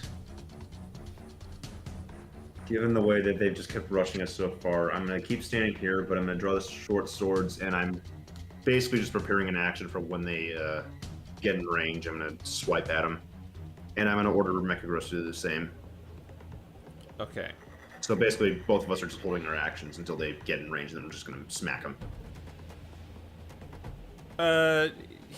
Mechagros has its own set of actions and bonus actions, right?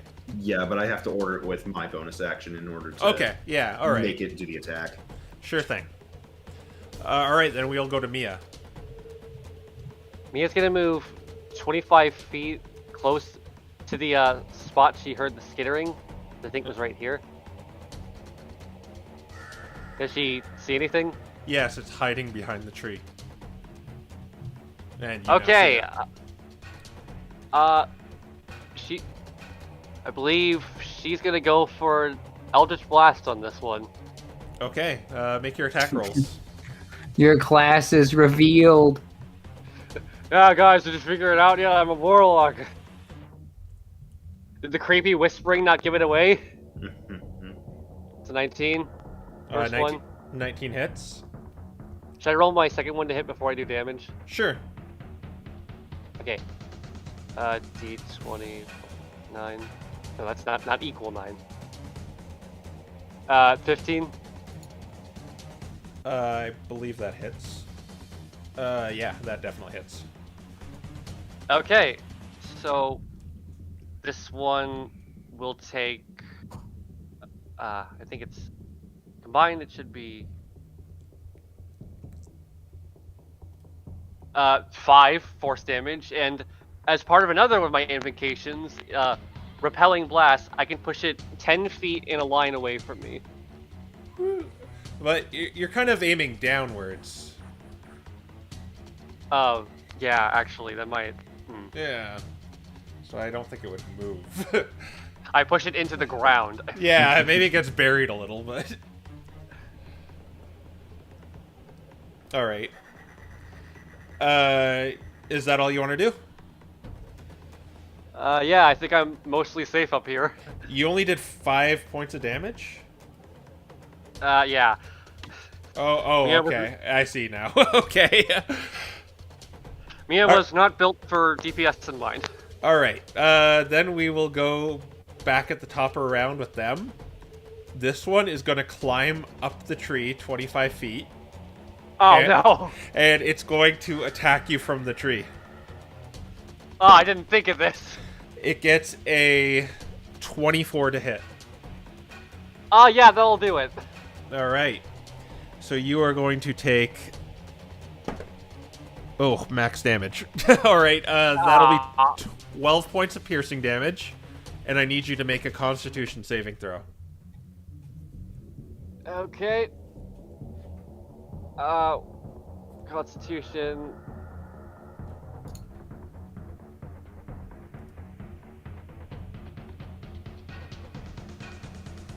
Natural 20 again. That's your third Oh one? my. Okay. Yeah, you stave off the poison. Is it? Oh, it's half as much. So 4d8 halved. Oh, 8. 8. 1. 17. And 17 plus 7. 24 halved. You take 12 points of poison damage. Okay. Alright, and it vanishes. The other one comes from behind the tree and heads towards Aiden. It came from over here and went there. Okay. And we want to resolve Yeah. ready action first. Yeah. Wisdom saving throw. So 2 are going to attack. It's going to take 2 attacks. Yep. It's a bit here since I think the 2 weapon fighting still procs here even on a ready to action, doesn't it? No, it has to be part of No? the attack action. You're using a Okay. readied action. In that case.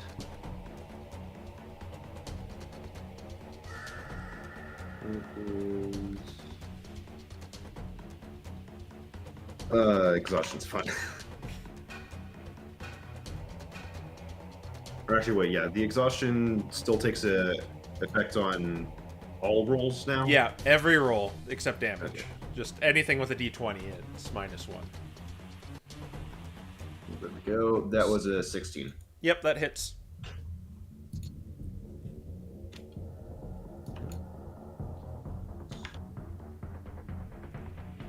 Okay. 8 damage. Pretty good. 8 damage. And then All right. comes Mectros Yep. with the 6. Oh, wow. 24. 24 hits. 3.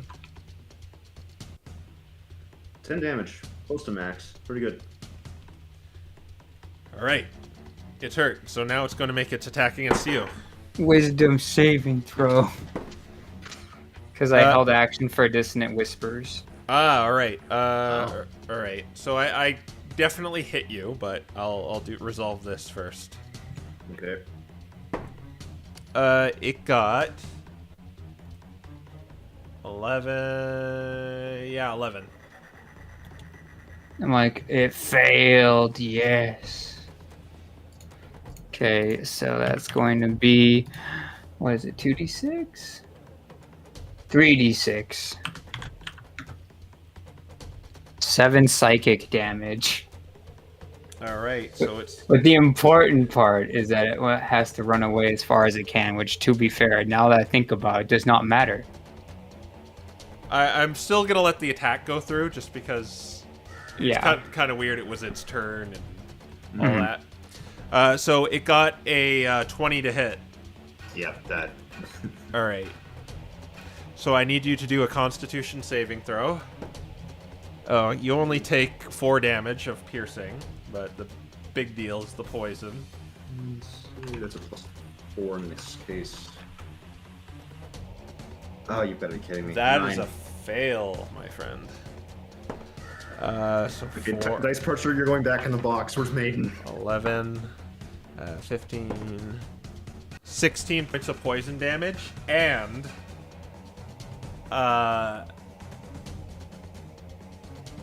that's it. Wait. Yeah. So 16 points of poison damage and how much piercing? 4. 20 total. Okay. All right. Ow. And it'll use its reaction to move away. So 5, 10, 15, 20, 25, 30. And then it's going to disappear with its bonus action. All right. Let's see here.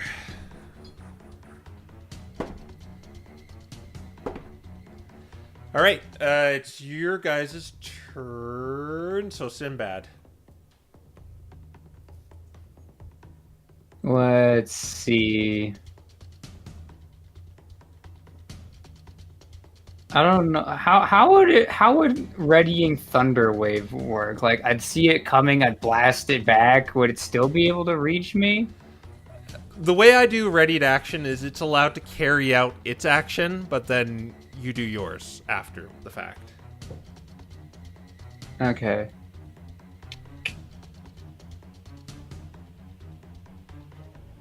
Huh.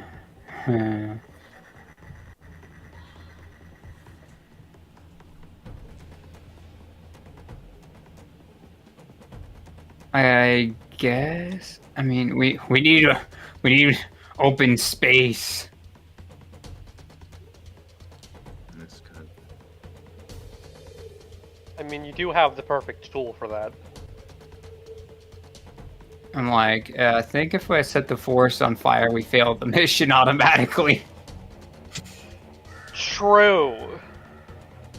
So, and there's spiders. I guess I'm just gonna have to already action shatter, I guess, and do the same thing when it shows its face. Just blast it. Okay. Sure. Aiden, it's your turn. Okay. I've actually got a funny thing planned here. So before I'm actually preparing my action here for the ready action. Wait a minute. Yeah, it uses your reaction to actually use it. Okay, that's fine. So I'm going to use Branding Smite on my crossbow here. Loading in, let's say, like, it's I'm drawing up the crossbow again, and this round is basically being heated, I guess, by one of the mechanisms in the crossbow. And I'm going to prepare the shot for when that Aridos down here appears again. Okay. I'm going to try to hit it with that. All right. For Mechgros. I can't do anything with Mechgros, so he's just going to sit there and dodge. All right, Mia, it's your turn. She's gonna go back to where she was before. Because ironically, I think that might have been the safer place to be. And, I think she's gonna do the same thing she did last time, holding action for Frostbite. Okay. Top of the round with the Ariados. They come from behind these trees up here. And it's gonna go after Aiden and Sinbad. Oh, guys, there's 4 of these. Oh, Great. Miss- so I didn't Well, get off. What a shame. Mrs. this Sim- man has a con save. Okay. It missed you, and I forgot to do it with disadvantage because of your cloak, but Yeah. I believe this one got a 19 for Aiden. Mechagross is going to deflect that if it's a melee. It is a melee. Yep, deflect, disadvantage. Alright. It missed then. As Mechagross kind of punches it in the face as it goes to bite you with its ugly little mandibles. Dripping with poison. Ugh. Okay, so one needs to make a con save.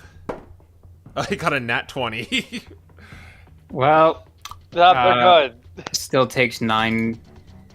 Which one? This one. Alright. The one that bits in bad. And it disappears. Both of them. Well, You know, it'll be a good spell right now. Grease. you sure about that? They have to approach us, yes, so we have to bait them into sitting in the way of the grease. You know, because it got a horrible stealth roll, that there's one preparing to come out from here. Right, that was the one that... I want anyone proficient in Arcana, with how many rounds have gone by, to do an Arcana check. Oh, Okay, man. I'm proficient in this. I got the natural 20. Never mind, it's not important. I'll do Well, it anyway. think for of your Paul. 4th nat. 23 and 11. How are we getting? Alright. So Sinbad, you maybe caught a book or two Sabrina was reading one time, and how you've managed to deduce there's actually 4 of them running around, and with that roll you can see what they're doing. They're tricking you into... They're not going invisible. They're going into the ethereal plane. And they're trying to make it look like there's only 2 spiders, but what they're doing is they're attacking you, going into the ethereal plane, and then going off to hide, while the other 2 come off and go hit you on the next turn, and then go to the ethereal plane and kind of rinse and repeat. And that's what you're kind of dealing with right now. So the ones down there are hiding right now. You're banishing smite, right? You know some spells can allow you to see on the ethereal plane, like one called see invisibility. Yeah. Who told me that was bad again? All But, right. yeah, you know what's going on here, and you know that they're that they're there. Well, Where the other 2 have gone, you don't know. But it is your turn. Well, let's see. Well, since they rolled badly on stealth, we know where they are. Which can only mean one thing. I cast Fireball. You don't have line of sight with them. I guess you could just launch the fireball. I have line of right sight there. to here. Yeah. That's all I need. All right. I guess Can't hide behind the tree if there is no tree. they're both gonna make dexterity. Where are you putting it? Because this might matter. you're putting it right here, aren't you? Yeah, so it's going to come up to here, but it won't hit our guys. Oh, okay. Wait, no, they're ethereal right now, so that wouldn't affect them. Okay, so one got an 18, and the other got a 13. The 25 got the 13. so I think it's gonna be dead. Probably. Let's find out. 8d6. Oh, 30. That's nice. So that takes half then. So that'll take 15. And yeah, one of them is just incinerated.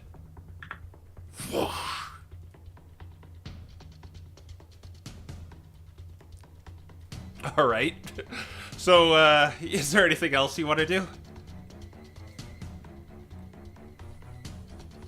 I can't think of anything. And the tree is 4 trees are currently on fire right here. Yeah, I wanted to burn them out anyway. Okay.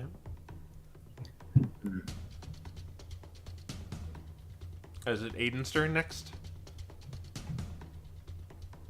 I mean, Yeah. Okay, Aiden. I'll say you know where its position is, judging by where Sinbad launched a fireball. All right. Well, I've still got branding smite active.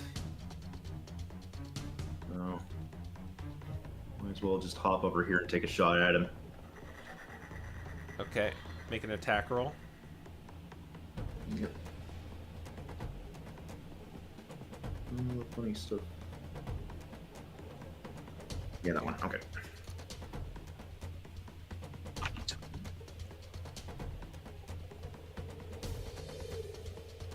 Right. Okay. 14. 14 does hit. Whew. Okay. I was actually worried that seems like a low roll. Let me double check this really quick. It's an extra 2d6 on top of that, but it's radiant damage. But let's resolve this first. 8 plus 4. So that's 12 damage right there. And then... yeah, go ahead and Oh, is do it it, down? but it's down. Okay. 32 is the magic number. Yeah. Oh, well. So you it's a good stick thing it. that was a bad smite. It just it does that curling up thing with its legs as you shoot it. Oh, no. What a waste of a smite, too, because I was thinking that it was those two just going invisible. Ah. Well, that's that. Other than that, I guess...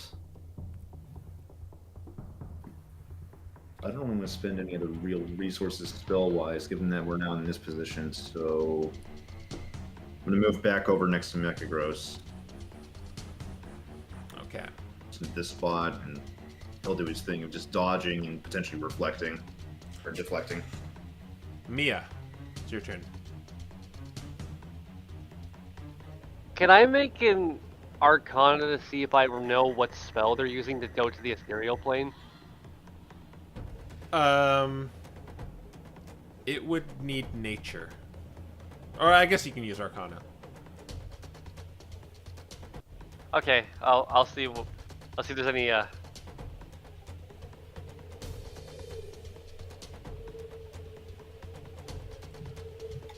7. Ooh. You know ethereal travel is possible, you don't really know what they're using to do that.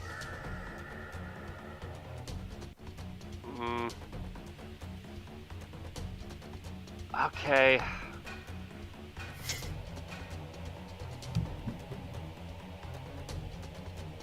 Yeah, alright. I don't think it's worth it then. I'm just gonna... Yeah, I think I'm just gonna... I'm gonna hold my action, and this time I'm gonna go for an EB. Okay. So it's the phase spider's turn, but you notice nothing is happening. You wait 10 seconds, 20 seconds, a minute. It doesn't seem like they're attacking you anymore. As these 4 trees burn. Oh,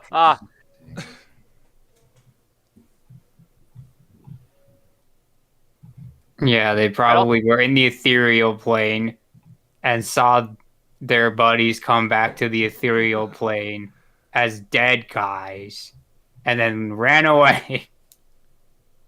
I'd also like to add Mia's casting Gust in the fire to try and put it out. That's probably worse for it. It might be, but I don't really know what else. You're just like fanning the flames now. I thought this worked! So the tree lights up like a Roman candle. Oh no. We should put that out Right. before it spreads.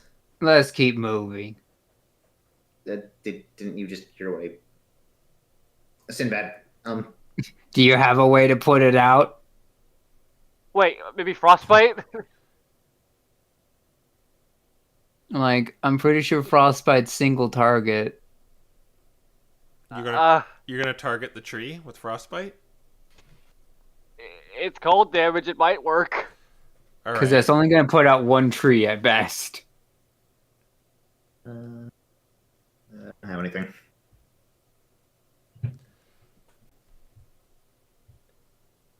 As these trees are burning,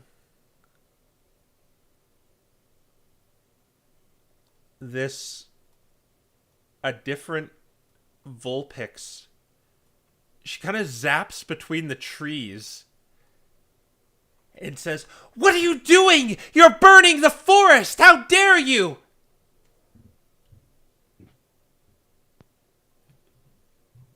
You're from Abolition, aren't you? She begins casting, what does she have? Counterspell. Oh my god. No. Like, I have the cape. This is what it does. I she's going to...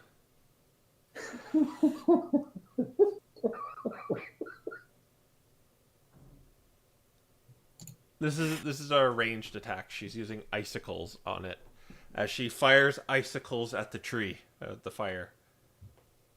This counts as a ranged weapon attack, so this isn't really counterspellable, you know. Okay. She seems like she's putting out the tree, trying to put out the tree. Gets a nat 1, so she misses the tree. Oh no.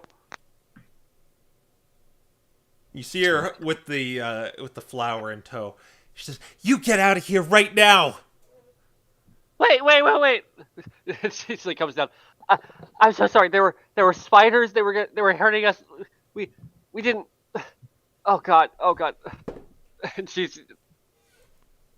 Oh god. How do we put this Sinbad, out? Can't you use shape water? You're gonna use shape water and throw like it's basically like throwing snowballs at a forest fire. So he's gonna do that and be like, "Wow, so effective, Aiden." You're not helping. Well, it did help. Look, it stopped it for about a second and then it started on fire again. You're helping an unhelpful amount. That's why my advice is to get out of here. When she sees her efforts are futile, she begins closing her eyes. And you notice the wind start to pick up. This frigid air starts blowing. Okay. I'm like, wow, she can do that? I think it's time we go. And it begins getting cold, and I need you all to do a frost check again. I'm gonna re-roll the weather. I mean, I have storm guide, so I can just kind of make the air bubble. Oh, okay. Yeah, sure. Okay, since it's that kind, it's not affecting you then. But it seems like it's this otherworldly power starts swirling around the trees and puts them out. The lady is going to be so mad at you. Oh, Krya. How dare you mention that name? I mean, I have a feeling that she's hanging out inside the body of somebody else right now. You two, you four, metal one, you leave. You get out of here. And when you look at this Vulpix, she looks really disheveled. Like she looks almost to the like she's really exhausted. She's wearing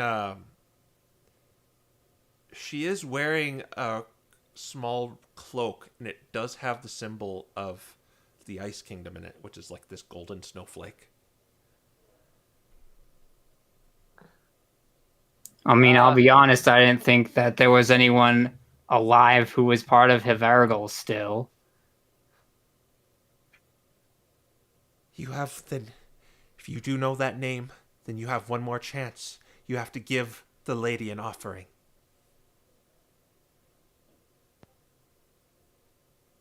What would you ask of us? Get her the flower. She loves the flowers, you see. That's what I was doing. I was making sure you didn't steal flowers, because the lady loves flowers. The possession ones? No, these ones. No. She pulls out exactly what you're looking for, this turquoise and white lily flower. You know, I just realized that's the same color as a Alolan Vulpix with its weird paw colors. Yeah. Yeah, I guess it is. It's steaming. Yay. At this, Mia kind of like touches down and tries to not approach, but just get the attention of the Vulpix. Okay. I'll be up front. Yes, we did come for the flowers of the forest. We didn't know they belonged to anyone. Miss, I am very, very sorry about your trees. We didn't realize anyone was in the forest. We're outsiders. We don't belong here. There were Ariados. They were attacking us. We couldn't find them. The fox he casted a fireball, and we didn't wish any harm on your forests. And if you don't want us here, we will leave. We will leave. I notice you have a lot of valuable items on you. Would you perchance like to offer them to the lady? She's alive? Yes, the lady is alive. I thought she turned herself into a ring. It just gives like Sinbad a look of, what are you even talking about? I don't know what you're talking about, but if you want to offer the lady your wares, she would gladly accept them. That would make her very happy. What on me do you? What wares do you mean? That ring you wear. And she grips the looplet a little bit. It is. You said it was a looplet, right? Yes. And she says, "This is an MTRA heirloom. It's I don't know if they'd be actually, yeah. Would I know? Would the MDRA be upset with me if I like gave their special magical equipment out to just anybody?" This is kind of your personalized ring. It only works for you. It's given to those who can cast a level 5 spell or higher. Would I know if I could get a replacement? Probably not. Oh.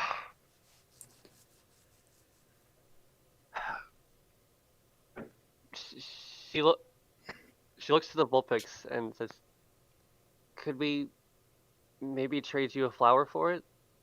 We need a lot." No, you mustn't take flowers from the lady. She'll be awfully mad.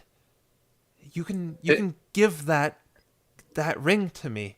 And her eyes begin to glow pink, and I need you to make a wisdom saving throw. Oh, god damn it. That Mugging a child doesn't sound so bad anymore. yeah, oh, the child, we're mugging the child. Oh no, the child's mugging us. Okay. 18. So for a second, you think, yeah, why not? I can just give it to her. But then you realize that familiar feeling that you were just trying to be charmed by this fox. She takes a step back. Yeah, please. The lady would love it. I'm sorry, but I can't just give this away unless I know it'll. This looplet's precious to me. It's important. I still don't think that the lady is alive. I can... Can we ask who the lady is? Krya. Don't say that name! You're gonna make her mad. She's mad at her own name. Does she have a I'm name not. she prefers I to be don't. called? I'm not gonna talk to you. I'm not gonna mention that blasphemous name. I'm not gonna be in the vicinity. And then she begins running away.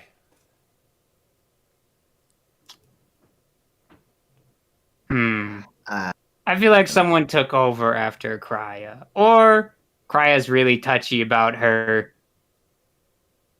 common name.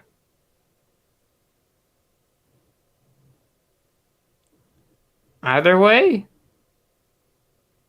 probably not someone we want to meet without the whole team. I'm sorry. I've been asking so many questions. Krya, she's the. Who is she again? It's been a while since I watched the sessions. She's the queen of the Ice Kingdom. Yeah, you know, the MDRA doesn't really care about this sort of thing, but the history of the Ice Continent she was apparently the monarch or the matriarch of the Ice Kingdom. Not much is known about her because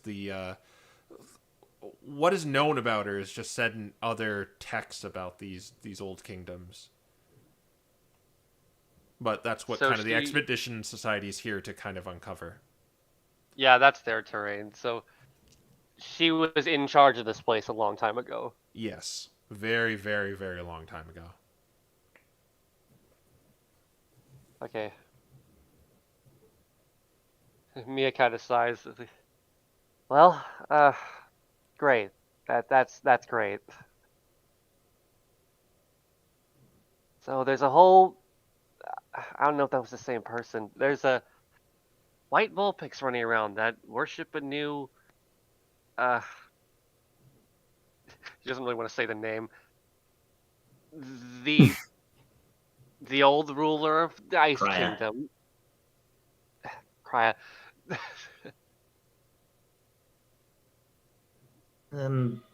I can't be the only one who thinks something weird's going on with her, and I mean, it's possible that she's just a meteorite shard fragment. Krya is good at making those. yeah, I was referring more to the Vulpix.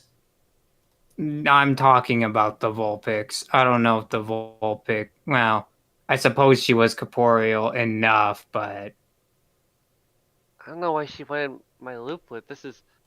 I mean, it's a very potent magical item. Or it's a key. But was this also about offerings? Yeah, that doesn't sound so great either. Well, I say that we stick to the plan of get the flowers before the Vulpix and get out. You know, she's probably gonna follow us if we pick up any. Well, we could go with her plan and just mug the Vulpix. Well, it's not really a Vulpix. They're that weird white kind. I don't think we should antagonize these people any more than we already have. As he looks to the quite possibly still smoldering trees a little bit. Let's just... The MDRA was not here to make is not here to make friends. Well, no, but I mean they're clearly powerful, so Yes, but we shall be more powerful.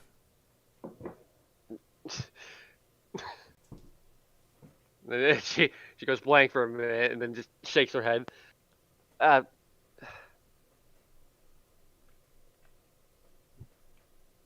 okay, okay.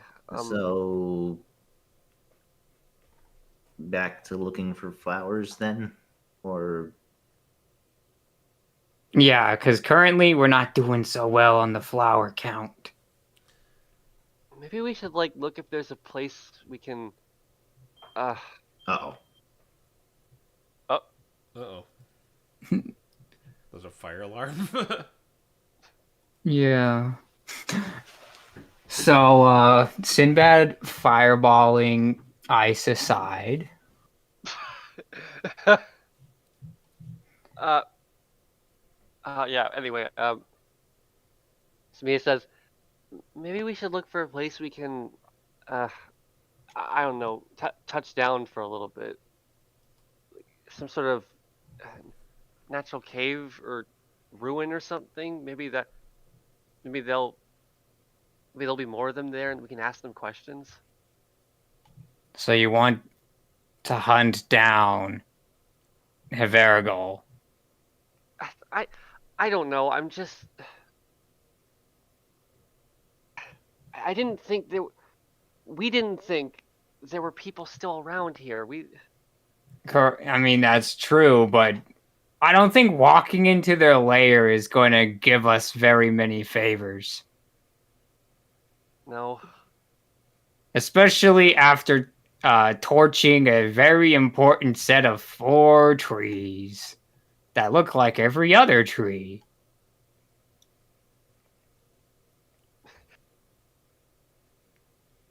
I mean, I understand wanting to meet Krya. There's a lot of things I want to ask her. But that's too great of a risk when we know that Haverigal still exists in this forest. We need to get in and get out like we were supposed to do.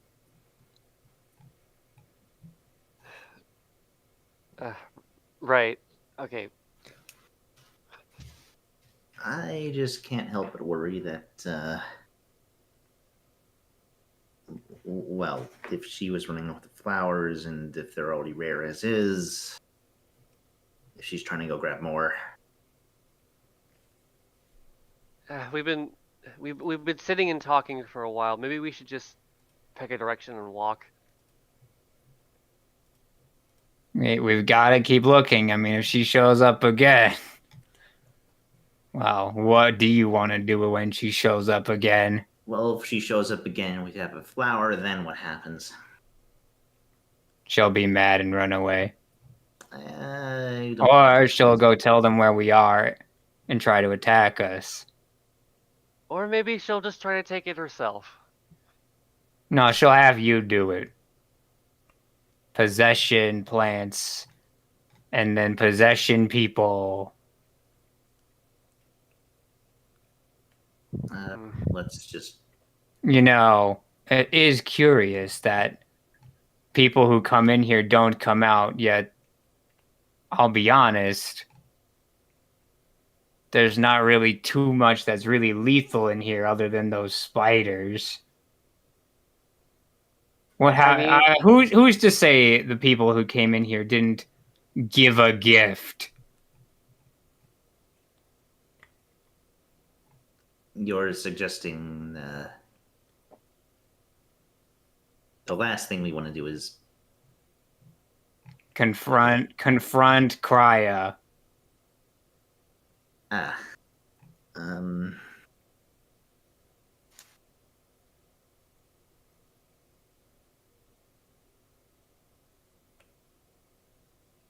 in that case, yeah, let's keep moving. All right. So here, I'm going to give you a choice here. I'm going to let you make the check with advantage if you go in the direction the Vulpix went. But if you want to go somewhere else, then it will just be normal rolls. Where is it? with investigation, arcana, history, nature, survival. I think we need the advantage, which probably means we're going to get mugged. Oh boy. But we have like +4 at best. We need the advantage to make this work. Yeah, well, advantage it sounds like. I mean, we've been getting pretty good luck, all things considering. Are you Yeah, serious? look at that. Such good luck. See, 22. That's why we need it. We were getting good luck. Okay, hold up. That's 2 successes. That's 4 successes. That was a 20 right there. I can still roll it another time just to see. Fish for the crit. All it was better as a 22. And Mia? Oh, I got a. Fish for the crit. Fish for the Oh, crit. you got an 18, so that's 5 successes. So you guys are... Wait, 18, what? Or... We got 2 22s and a 21. Oh, okay. Oh, yeah. All right, so that is... Yeah, that's that's really good. So, Six. kind of... This Vulpix was kind of bouncing through the trees, but you're able to look on the boughs and see where she was kind of landing and able to kind of follow it.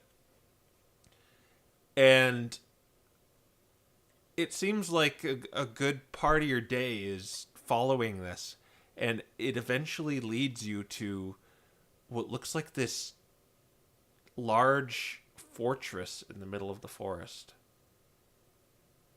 And it's headed by this, almost looks like a garden with a frozen stream going through it. And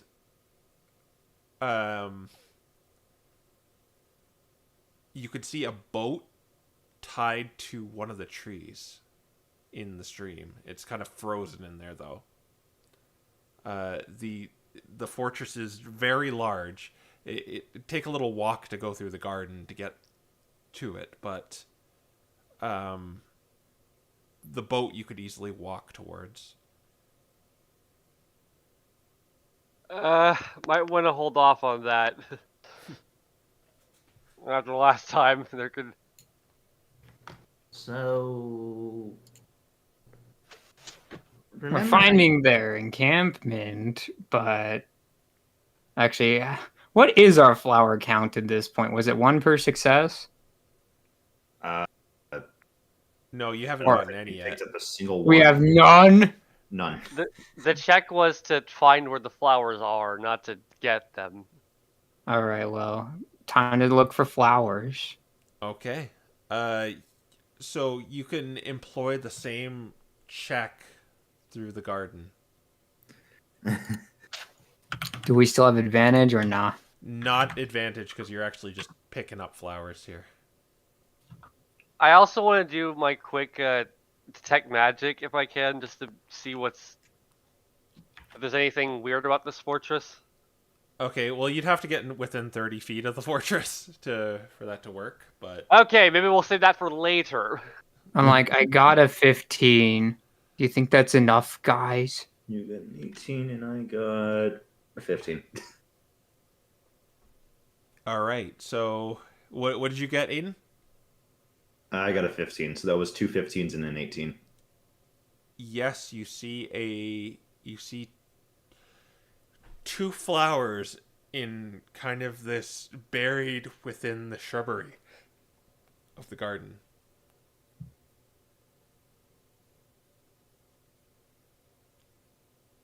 Oh boy. Hey. And now comes the fun. So this is her store.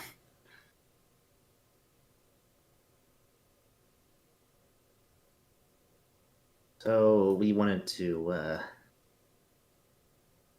try to make sure they're still planted, right? Because Probably. the other leaves and everything kind of just died. Well, actually, the flower that she showed us before,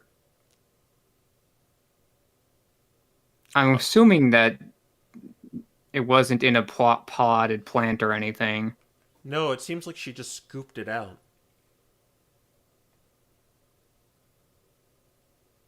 Well, better to be safe than sorry. You have vials to spare. These, yeah, you're gonna take I'm gonna try to actually like uproot the thing and with a little bit of dirt and put it in the vial. All right.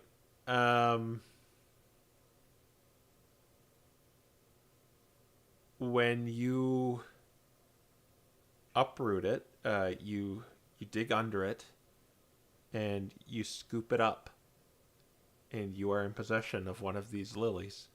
It glows with this sickly turquoise and white in your hands.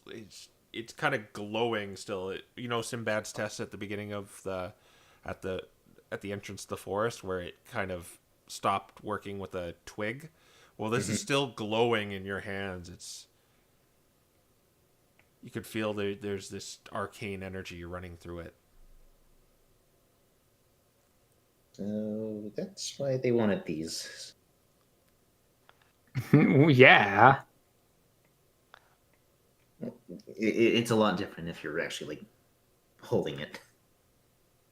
We should get out of here now that we have this. We need more than one.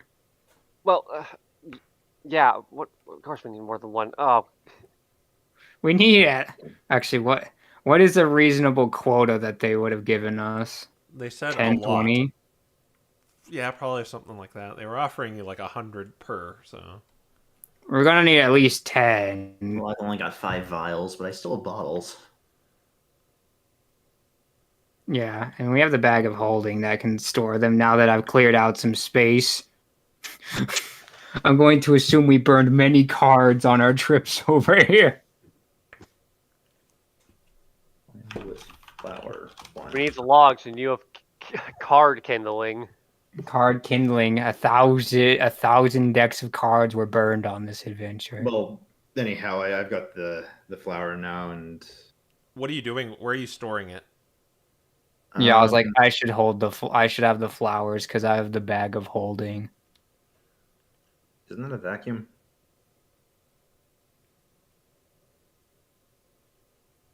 I'm like, plants don't die in a bag of holding, do they?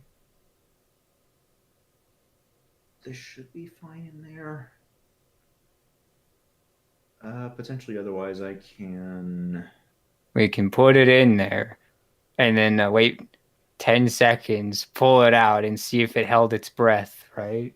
All right. Is that what you're gonna Yeah, do?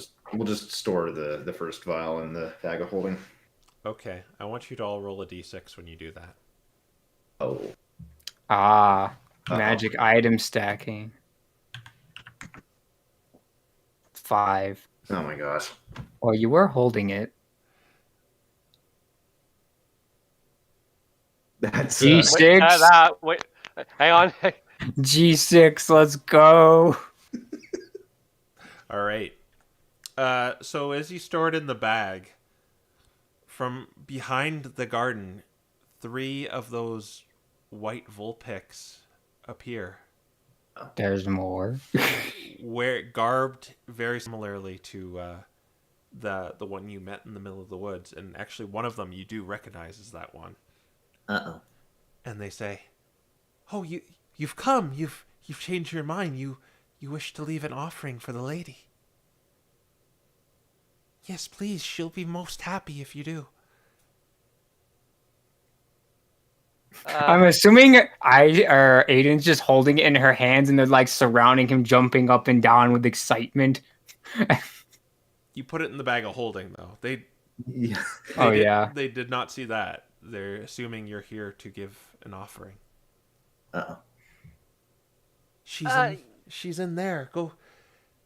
She would like your necklace. Yes, she would love that. Wait a minute. Is she? He's thinking it's Tiamicia, but he doesn't finish that sentence. Mia's like kind of like holding on to the looplet close because he doesn't know if one of them is just gonna try and grab it from her. You mustn't go close to the garden, though. She won't like that. Oh no, we weren't. And she motions for them to leave. Leave. What's not? They don't know.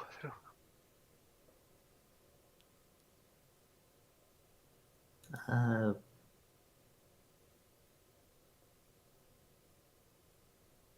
I mean, we just kind of came across the thing and saw the garden, and it was pretty, but We were kind of got a little bit lost. The forest. It's a very Mhm. strange place. But you mustn't leave without giving an offering. Is there is there maybe anything else I could bestow you besides this? She only likes beauty. The flowers are so beautiful. She must have all of them. Yes, she must have all of them. Oh, and she kind of gives a nervous laugh. I'm not a very beautiful thing, to be honest. No, nothing about me is. She wouldn't like this. And she just gestures to the looplet and kind of just like her tattered clothes, the robe. Sinbad pulls out one of his cards and he's like, "But maybe this is beautiful, right?" The three Vulpix look at each other quizzically and say, well, They are pictures of her beautiful kingdom. oh, And it's,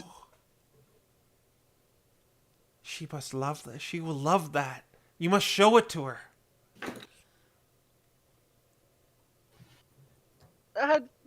Yeah, we could give her some cards, right?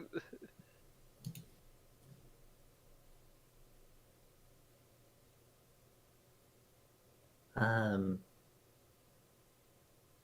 Aiden's just kind of Sinbad's Not gonna trying to basically he's gonna nod and be like, "It's probably the best thing that we can offer her.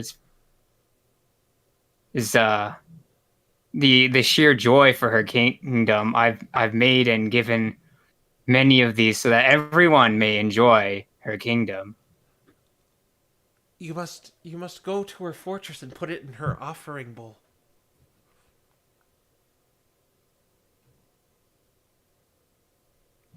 Sinbad nods, but it's probably the only thing we could give that she would really like.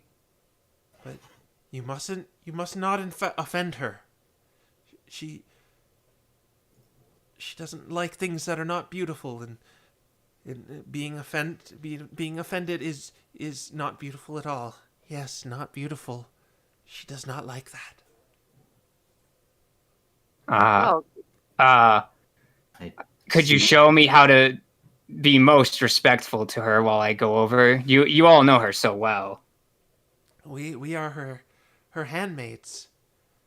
Yes, we've protected her for many years. Well, why don't you? I don't know the customs very well, but I would love to learn. Could you all show me so I make the correct offering? Just be respectful.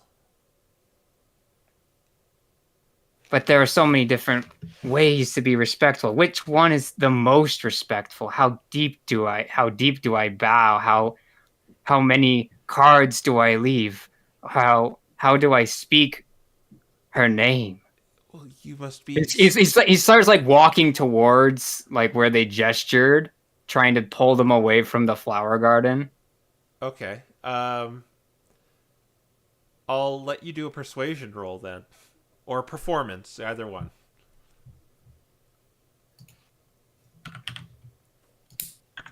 All right. 24. Okay, that works. They begin to tell you, like, yes, bow earnestly, refer to her as Your Majesty. Don't use any useless words. You know, like that, and they begin taking you to the fortress.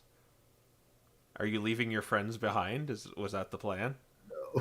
Yeah, the plan is basically for them to steal all the flowers while I distract them. oh my god. So you're splitting the party then? Oh god. Not necessarily if they're fast. If we're fast enough, maybe we Are can. you sure you want us to stay here and maybe not just follow you? I can Misty Step, just be fast. I don't trust that. I don't know if Misty Step's gonna be enough, I don't my trust guy. that. Sinbad is heading towards the fortress. If we're out of eyesight for now, we're just grab the next flower and then follow after him. Yeah, just go. Okay. Well, I'm gonna have you do a sleight of hand, Oh, okay. Yeah, that's fine. and I'll let you have advantage because Sinbad is distracting him. So.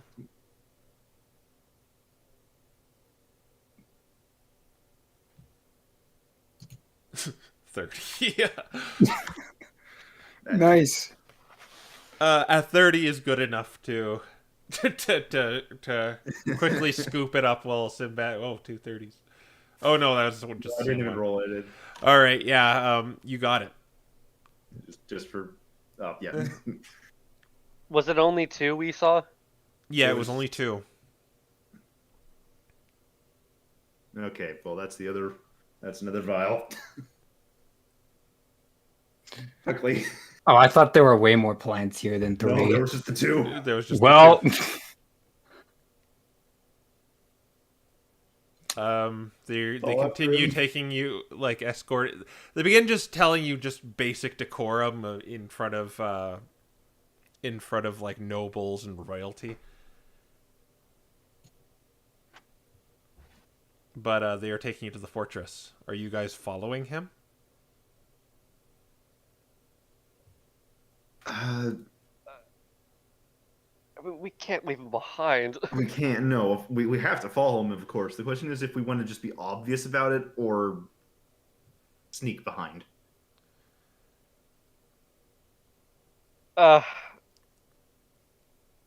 Okay, Ice, you're probably better at sneaking. I'm not that. We're So not splitting another into 3 people. no, I'm not. No. I could go with Sib, and you could follow behind sneakily. That's what I'm suggesting. Okay, so you're just gonna go. Okay, that makes sense since I have the flower. Yep. All right. I'm not. Since you are kind of approaching them now, and Before that, though, okay, I have my cloak of elfenkind. I'm pulling the hood up. okay. So you get. I was about to say you don't get advantage anymore, but now you get advantage. Okay, so I guess I'm making stealth checks. Yeah. I guess this would be their passive perception. 2d20. And, my gosh, why is it not autofilling? Okay. 2d20. That is plus 8. It's 23. Exhaustion, so 23. Yeah. Yeah, they don't notice you as Mia, you're just kind of following them, right? Yeah, just like following behind them, sort of as they're talking, and also as they start going, Mia's gonna cast minor illusion on herself to make it look like she's wearing a scarf covering her looplet. Just The thing is, I don't know if minor illusion does not move. oh, Kind of stays in one place. so that wouldn't really work. Yeah, that wouldn't work. Okay, well I tried. Okay. All right. Well, they are talking to Sinbad, just kind of droning on about like just royal decorum and stuff like that to you. They see Mia catch up and they look around and say, "Where did the other one go?"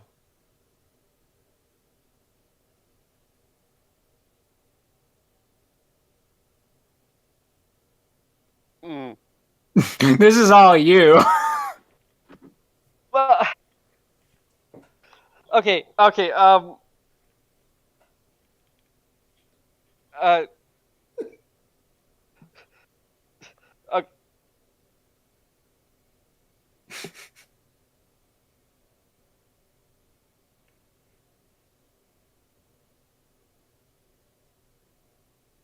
I'm not the planned guy. Is that I what want to you be very clear. I tell want to be very them? clear. No, it's not. I okay, no. I, I can't. I'm trying to think. Oh God. Uh, Mia.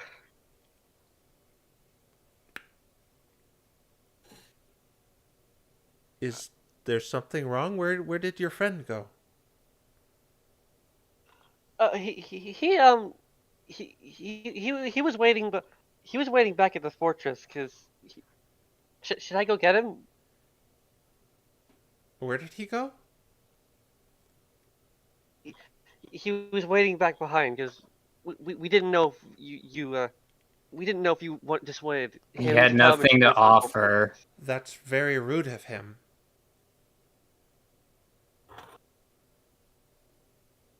Then he shall stay behind. Come. They begin taking you into the fortress with Aiden kind of following behind, ducking behind shrubbery and statues.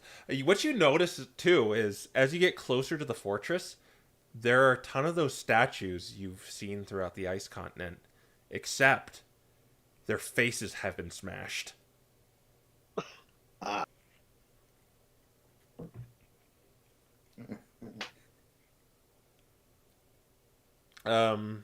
I'll let you do a nature check too. Just all of us, or Yeah, all of you. Oh, whoever's proficient in nature, unless none of you are. Well, I am. Okay, use that nature. Nice. I feel lucky today. Okay. Wait, I'm also proficient in this. Let me. Okay. 19. All right. 14. You both know that this is not natural. This isn't like any sort of erosion or just natural damage. Someone literally smashed the faces out of these because they're all different. Meaning someone took each of these statues and you don't know how exactly, but the faces of it, like the bird-like features of the face and the beak, it's just all smashed, caved in. I think this is the point where Mia really starts to get a bad feeling with these people, and she takes out her book again and writes, "Note: strangers in forests, white vulpix. Could potentially be dangerous." Sinbad's going to ask them about the statues. Were these statues not beautiful enough? Did they, or did someone dare to try to sabotage her beautiful face? We don't ask the lady about those. He nods. You eventually begin approaching the fortress, and before you are these large stone doors that they begin to pull open, and they open it up to this large foyer that has a fountain in the center of it, and on either side are two stairways that kind of go up towards a balcony that lead to another room. But in front of the fountain, you see about 8 of these lilies floating in it. And the 3 handmaids kind of usher you in to go leave an offering. By the way, just since I assume the door is staying open, Yes. this is like an entrance into a manor, fortress, Yes. castle. So, what I want to do here in order to sort of not get noticed is like climb up a wall and then through the top of the door. Oh, cool. Okay. Do it. Do do the gecko thing and actually just stick to the wall. Like Spider-Man style. Okay. Yeah. Do a stealth roll. So just kind of slip past them as they leave the door open. D20 and then add 8, so that's an 18. Yeah. They don't notice you. Perfect.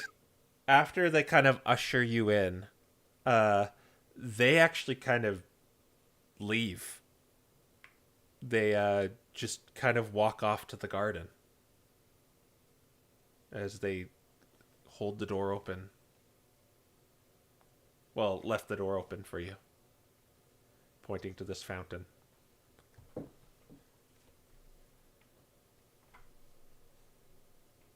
All right.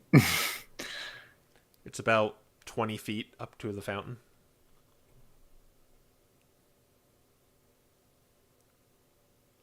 So, I mean, Sinbad's gonna slowly walk up towards it until he's certain that they're not looking. They kind of Or- left. Wait, can I do a quick detect magic on the fountain? The lilies are magic. And But- if you're getting closer too, there's that same white and turquoise glow coming from the room that the stairs lead to. And it's this heavy, heavy glow of turquoise and white, which would lead you to believe there are more of the lilies in there. Possibly like, if it's glowing that radiantly, there's probably like 20, 25 up there. Oh boy.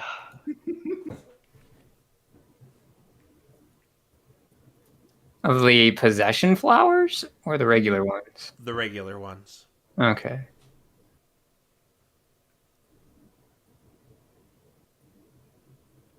But you are in front of the offering fountain. And when you look inside the fountain too, you can see some gold and jewelry down at the bottom of it. So mostly out of curiosity's sake at this point, Sinbad's gonna basically do the whole rigmarole that they told him to do for offering one of the card he showed them. Yeah. Well, if you were to put it in the water, it just kind of soak, but you can leave it on the ridge of it. Yeah, that's what I was thinking. I was like, they're excited about putting a card in water. You Yeah, can you could drop it in the water if you want. he'll do that whole thing, and I think he will put it in the water. Okay, so it gets waterlogged, and the cardstock gets waterlogged and just kind of floats down to the bottom.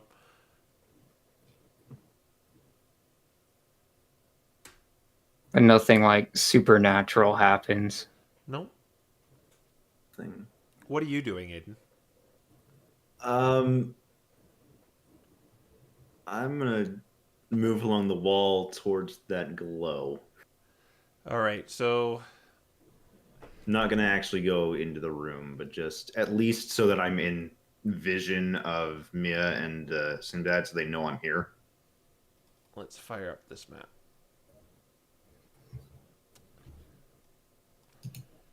All right, so if I were to put you on this map, here, I'll share it with the audience too. Oh boy. Ooh. You two are down here. Where's Mecha Gross, by the way? He got left behind in this case. He would have been able to sneak up here. Okay. Uh, All right. So, where's my Sinbad token? You are there. You are on the ceiling. And you are there. Ooh. All right. Why am I so tiny? You are on the ceiling looking into this room, what you see is there are tons of these lilies just planted around pillars with tons of those statues, again, defaced, literally. There's a huge crystal chandelier hanging from the ceiling in about the center of the room. There are various more jewelry and gold lining around this big throne, and on the throne there's this like 2-foot bipedal figure wearing a black veil. Oh. So someone is here. Okay. Okay. From my angle, can I see out the doors and see that all the Vulpix have just kind of gone back down towards the garden? Yes, they've gone back to the garden. Okay, so at that point, I'm going to make my way down the wall and actually make my way back towards Sinbad and Mia. Okay.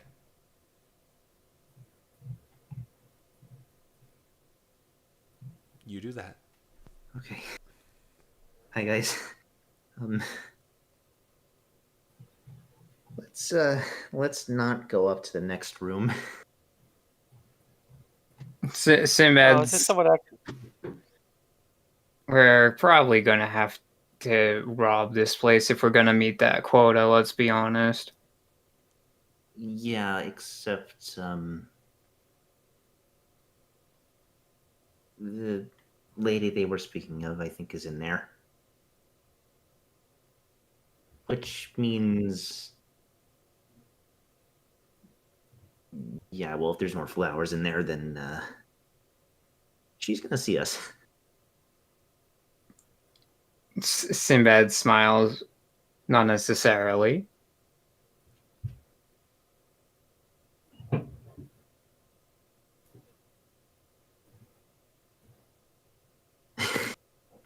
You're going to turn invisible, aren't you? Something like that. But the question is, which direction is she facing, and where are the flowers? Well, she's sitting on a throne in the back of the room. But the flowers are just kind of all about the pillars in there, which... I mean, there's a lot of flowers. I think it's safe to say it's not Krya. Yeah, but whoever this is definitely trying to fill those shoes.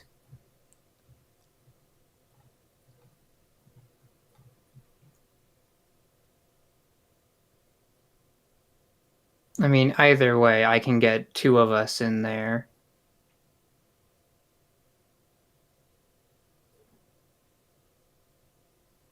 Well...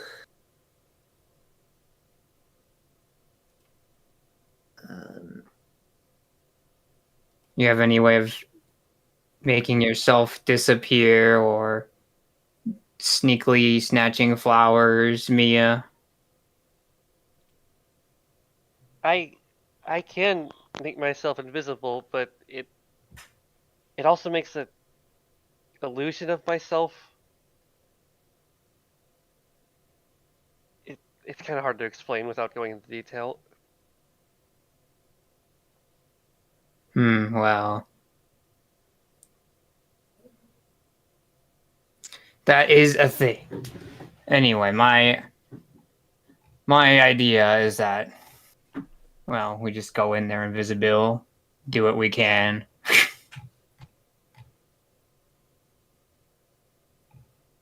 And if she notices us, then what? Like, say she notices the flowers moving. If she's so obsessed with all of them. Well, think you can provide a distraction, Mia? You can turn yourself invisible. You leave version of yourself behind. That's a good distraction, right? Yeah, that is kind of the idea behind the spell. I'd like you all to roll a d6 for me. Yeah, I know we're taking too I had long. a feeling.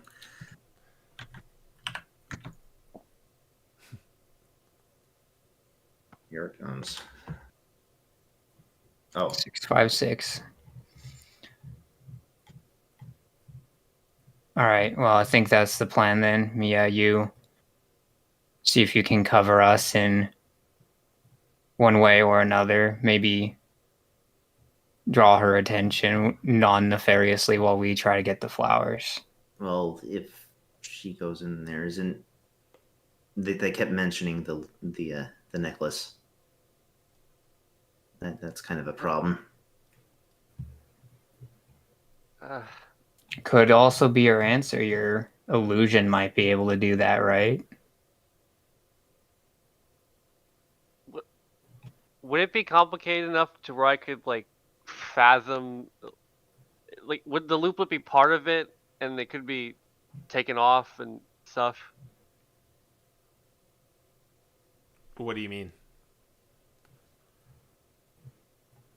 Would the illusionary double of myself have like the looplet I'm wearing, Yes, and like it be would. able to?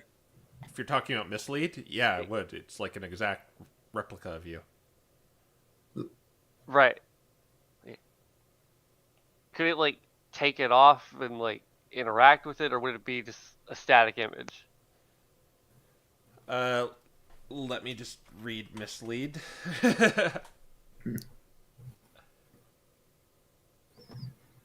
You become invisible and interferes when you're standing.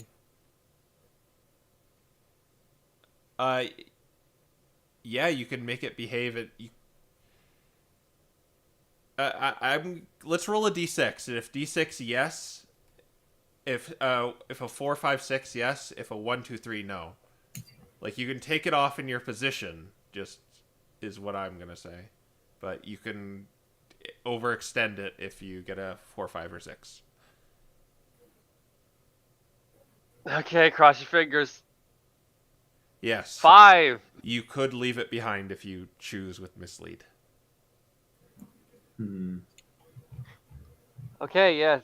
I think we've got a plan. All right. With that, I'm going to twin cast Greater Invisibility. Oh. On who? Me and Aiden. Okay. So Mia is the only one.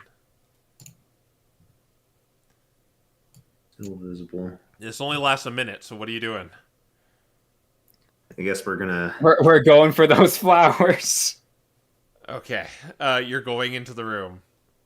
Going into the room. You don't have very much time to do this. Yeah, the goal's maybe to try to grab the flowers as far back away from the throne first. Yeah. And just get as many of those as we can get and then get out, because I don't think getting too close to the throne and then running out is the safe option.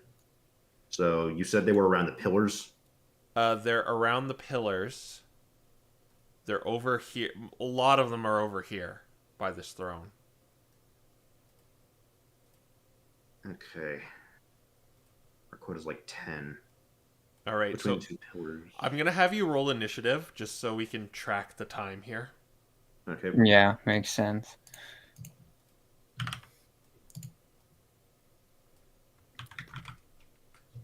It's fine. Here. Let's see. Cool. 8.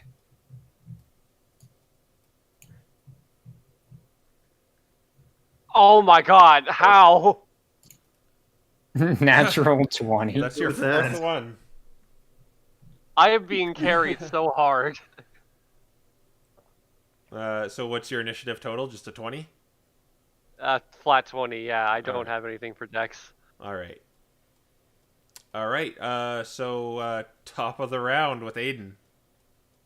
Okay, well, we're actually doing all the movement and stuff, so that's fun. You are invisible right now for a minute. Invisible.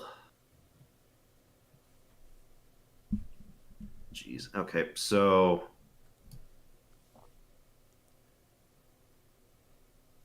Assuming I can just do dashing and such, I can make it.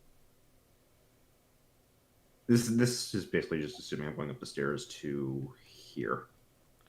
This is the figure. Yeah. All right. We're booking it. Mia, what are you doing? Yeah, I'm basically cast. Well, I think I should move up firstly. I'm gonna move to this tile here, and then I'm gonna cast mislead.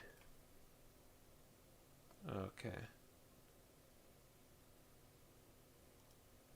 As soon as you two get to... You cast mislead, alright. So you have your double going. And I'm invisible while the double is also here. Alright.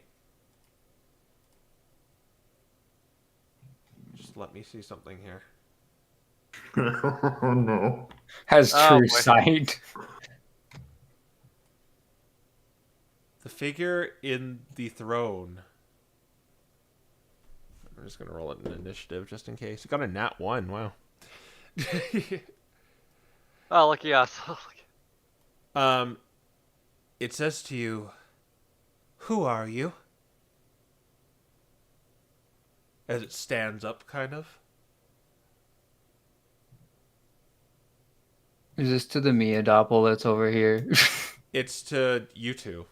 It's Uh-oh. looking right at you two.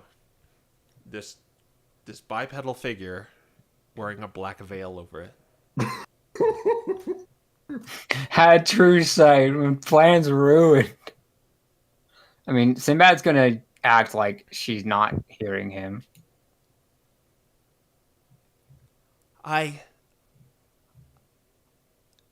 Your queen has asked you who you are. Who are you two?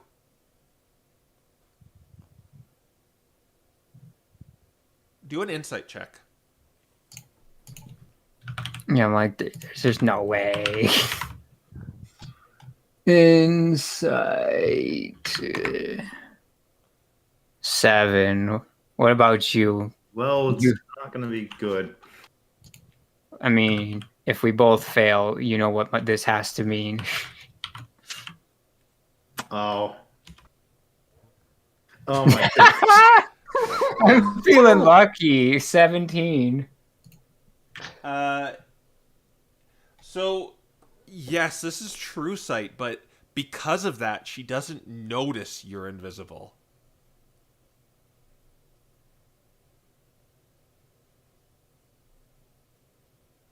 Like, you are invisible, but you get the sense she's not detecting anything, like, nefarious. She's just expecting you, she just thinks you guys just walked up here.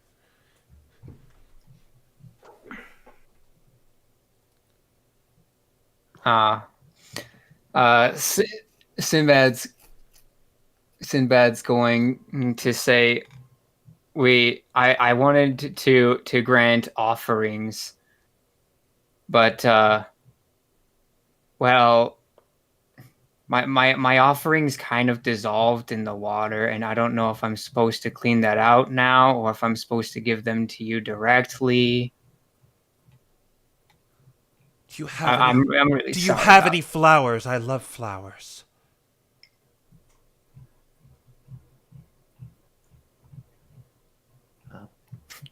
As you see, like, this whole bouquet of flowers behind her.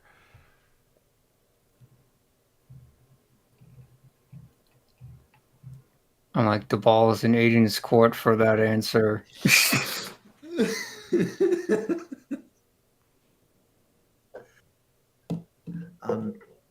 Actually, I was kind of curious. We'd seen many of these flowers on our way here. We heard you loved them, but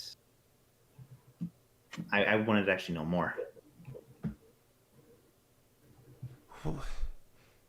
You're demanding? Well, no, not demanding. Just more of a request. Mostly out of curiosity. About what, you gutter snip?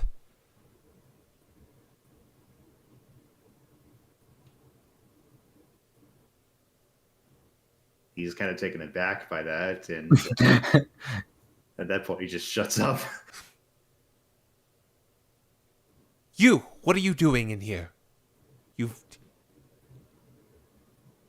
Tell me what you two are doing.